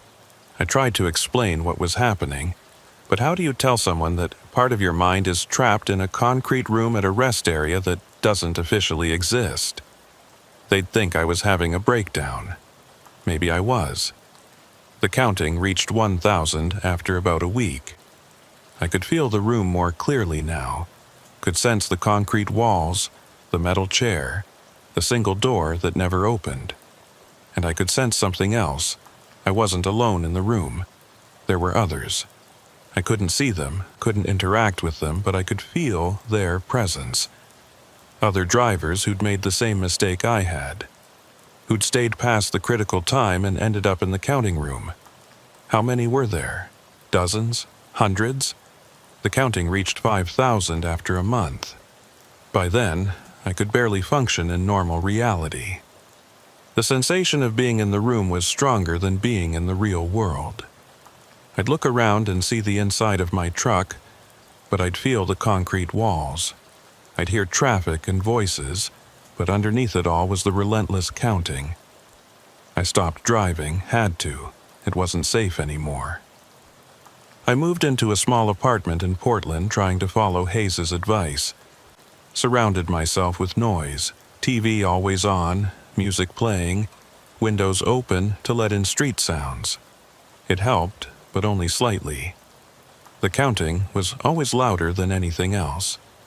8,642, 8,643. I tried going to the rest area one more time. Thought maybe if I physically returned, I could break the connection. Free myself from the room. I drove down to Southern Oregon, found the exit, took the access road to the rest area. It looked different. The parking lot was cracked and weed-grown. The building was dark, windows broken. The lights were off. Like the place had been abandoned for years. But when I checked the time, it was 1:52 a.m., and as I watched, other trucks started arriving. Pulled into the lot, parked, drivers went inside the building that looked abandoned to me but was apparently functioning for them.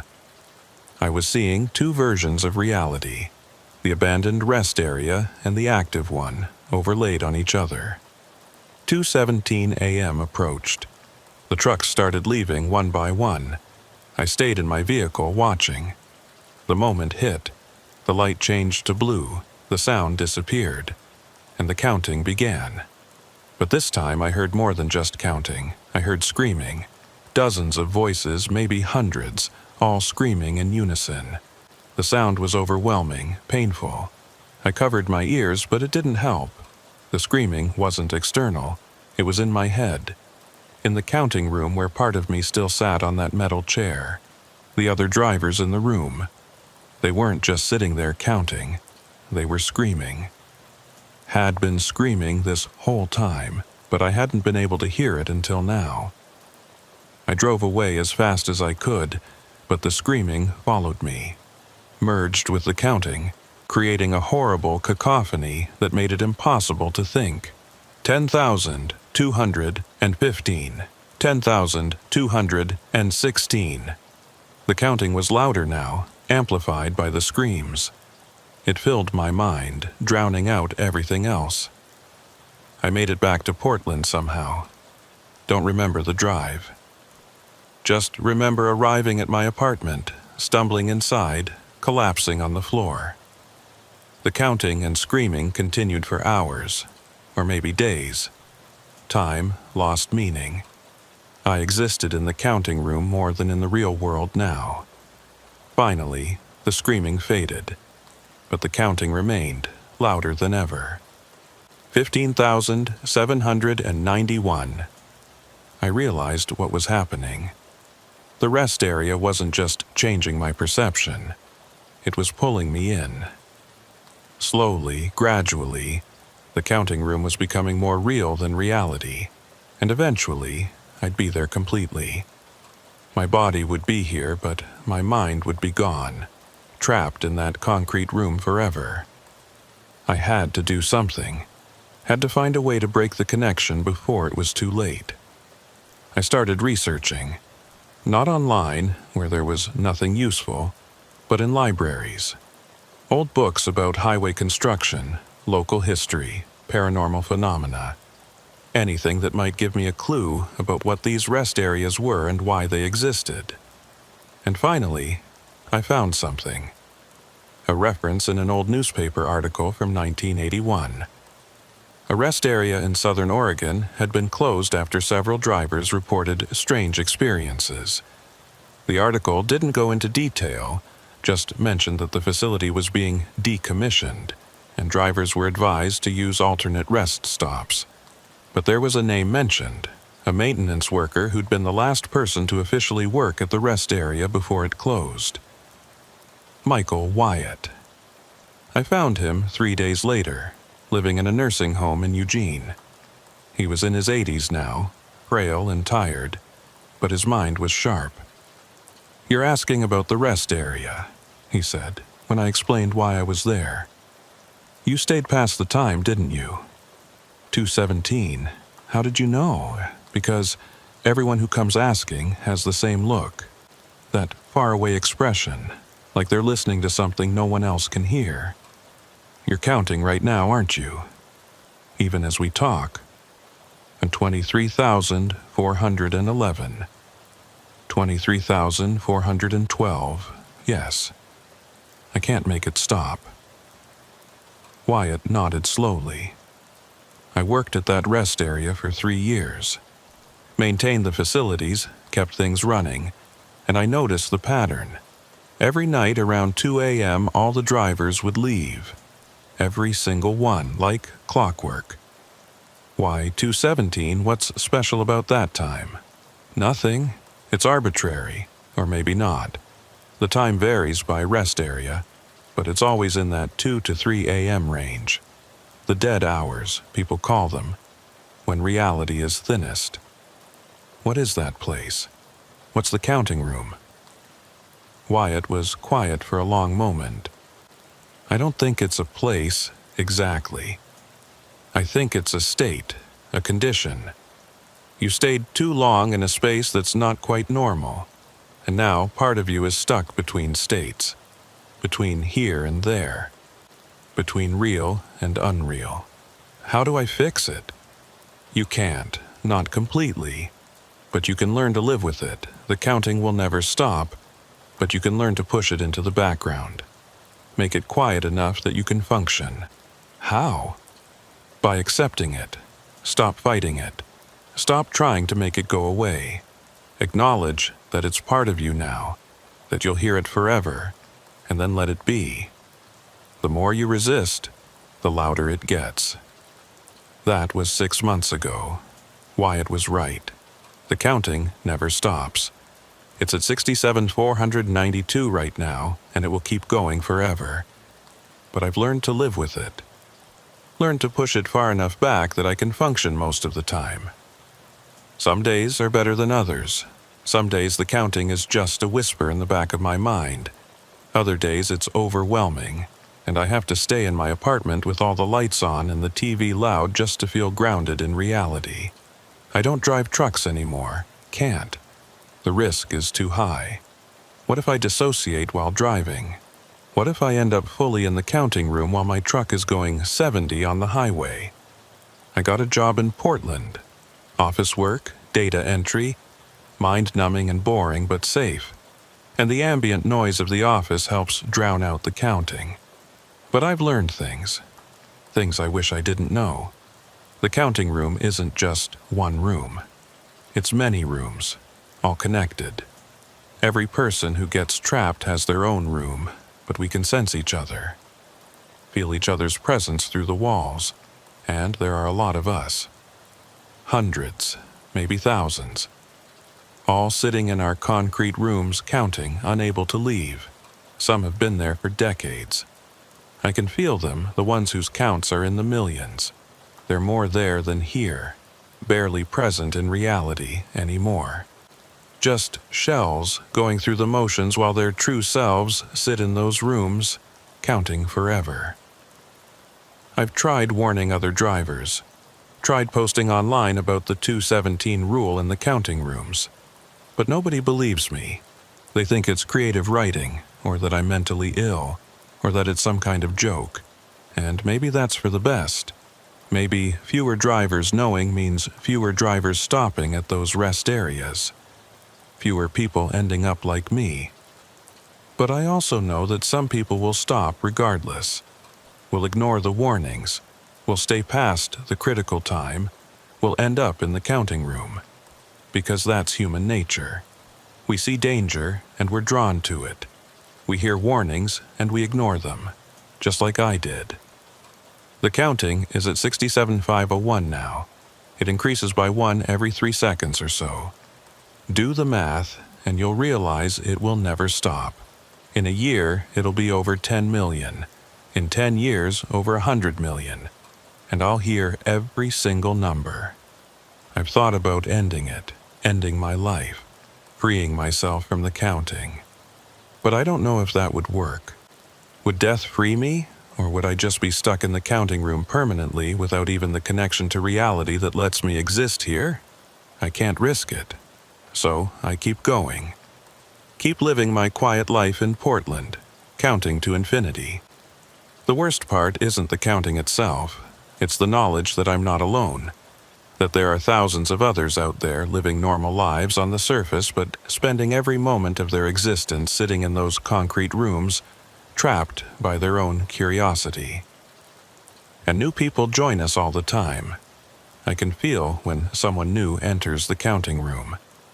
Can sense their confusion and fear as they realize what's happened. And I know that eventually they'll end up like me. Like all of us. Functioning but broken. Present but absent. Last night, I felt 3 new people join. 3 more drivers who ignored the warnings and stayed past their rest area's critical time. 3 more concrete rooms added to the endless network. I wanted to reach out, to tell them it would be okay, that they'd learn to live with it.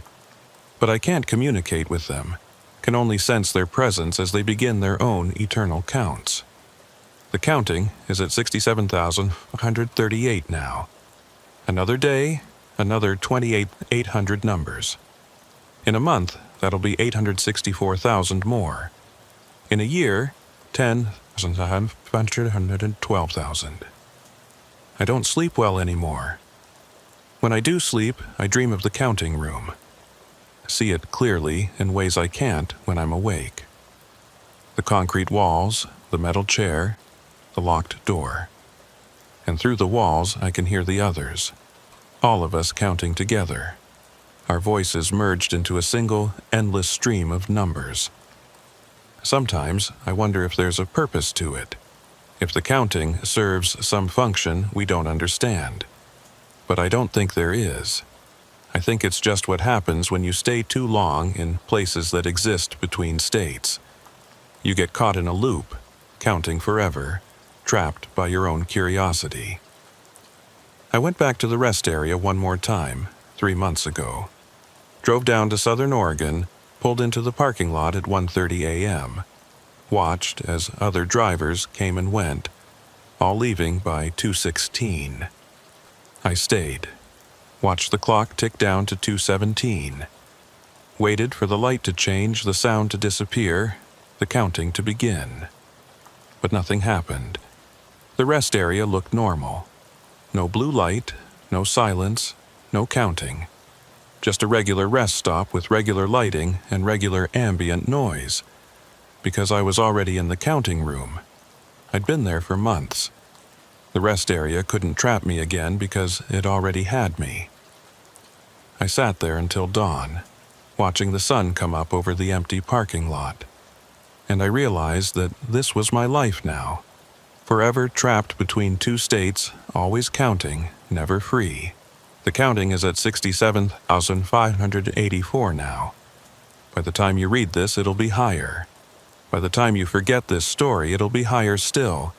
And I'll still be here, counting along with thousands of others, trapped by a single moment of curiosity.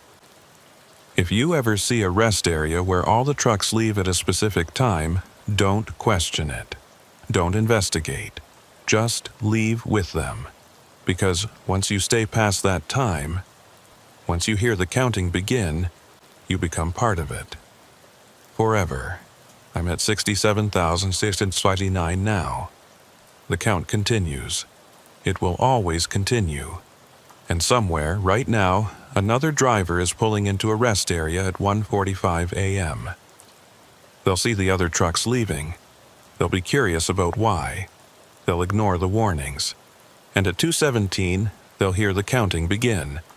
And they'll become number 67,630. Or maybe they already are. Maybe you are. Can you hear it? The counting? If you listen carefully in the quiet moments, you might catch it. Faint and distant, but there. 67,647. 67,648. It's there. It's always there. You just have to listen. And once you hear it, once you really hear it, you'll realize something. You've been counting along with us this whole time. Welcome to the counting room. We've been waiting for you. The count is at 67,661 now. No, wait. 6762, 6763, 67,664. Can you hear it now? Of course you can. You've always heard it. You just didn't realize what it was. But now you do. And now you'll count forever. Just like me. Just like all of us. 67,671, 6762, 67,673. The counting never stops. And neither will you. 2:17 is not a time. It's a warning. And you didn't listen. None of us did. 67,689, 67,690, 67,691. I need to tell you something else. Something I discovered in the last few weeks during my increasingly rare moments of clarity. The counting isn't random.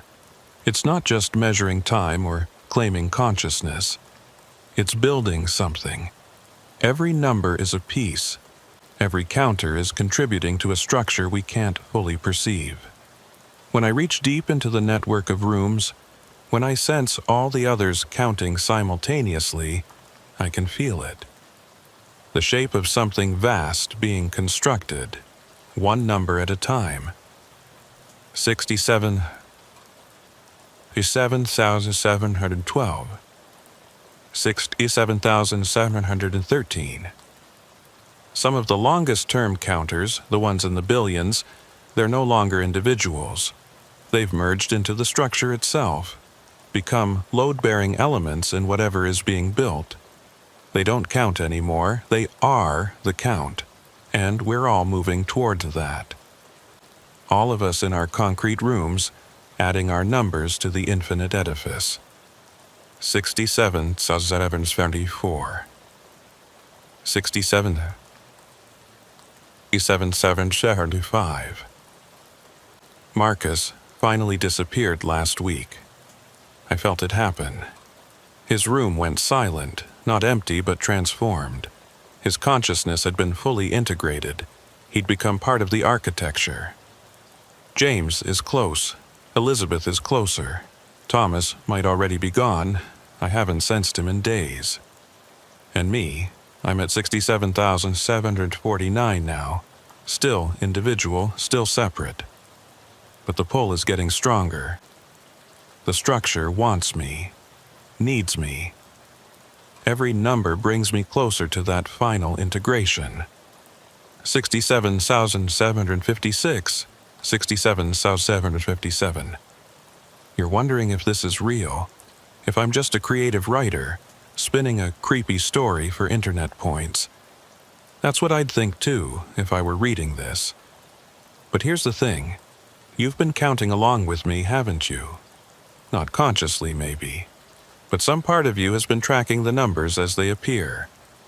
Your brain has been following the progression. 67,781. Did you notice you just counted with me? Even if you didn't read the number aloud, your mind processed it, acknowledged it, added it to the sequence. That's how it starts. 67,772. The rest areas with time limits aren't the only entry points. They're just the most obvious ones. But the counting room has many doors, many ways in, and some of them are more subtle than a physical location. Sometimes all it takes is attention, focus, the act of counting along with someone who's already trapped. 67,814. You've been reading this for a while now, following my story, tracking the numbers. Your consciousness has been syncing with mine, aligning with the rhythm of the count. Can you feel it yet? That faint sensation in the back of your mind. Like there's a room behind your awareness, dark and concrete, with a chair that's waiting for you. 67,839. Don't panic, it's probably nothing. Most people can read this and walk away unaffected. The connection isn't strong enough from just reading. You need direct experience, usually. You need to stay at one of those rest areas past the critical time. Usually, but not always. 67,163. Have you been hearing anything unusual lately? A faint voice in quiet moments? Counting, perhaps? Numbers that aren't quite your own thoughts, but aren't quite external either? If you have, I'm sorry. I tried to warn you at the beginning. Tried to make this just a story, just words on a screen. But the counting has its own agenda. It wants to grow. Wants more rooms, more counters, more numbers feeding into the structure. And sometimes attention is enough. 67,891. I can sense new rooms appearing in the network. Not many, but a few. Small, faint presences. People who read too deeply, focused too intently, counted along too carefully. I hope you're not one of them, I genuinely do. But if you are, if you're starting to feel that pull, that sense of being in two places at once, well, welcome. We've been waiting for you. 67,919. The counting will start quiet. Just a whisper in idle moments. You'll think it's your imagination. You'll dismiss it, but it will grow. Slowly, inevitably, it will grow. And one day, maybe weeks from now, maybe months, you'll be sitting somewhere quiet and suddenly you'll be aware of the count. Your count, your number. And you'll realize it's higher than you thought, that you've been counting without knowing it. That's when you'll understand. That's when you'll know you're one of us now. 67,951. I'm fading again. The room is pulling me back. This might be my last moment of clarity for a long time. Maybe forever. If you're reading this and you feel nothing, no pull, no counting, no room in your peripheral awareness, good. Close this window. Forget about it. Move on with your life and never think about rest areas or counting or 2:17 a.m. again. But if you feel something, if there's even a whisper of a count in your mind right now,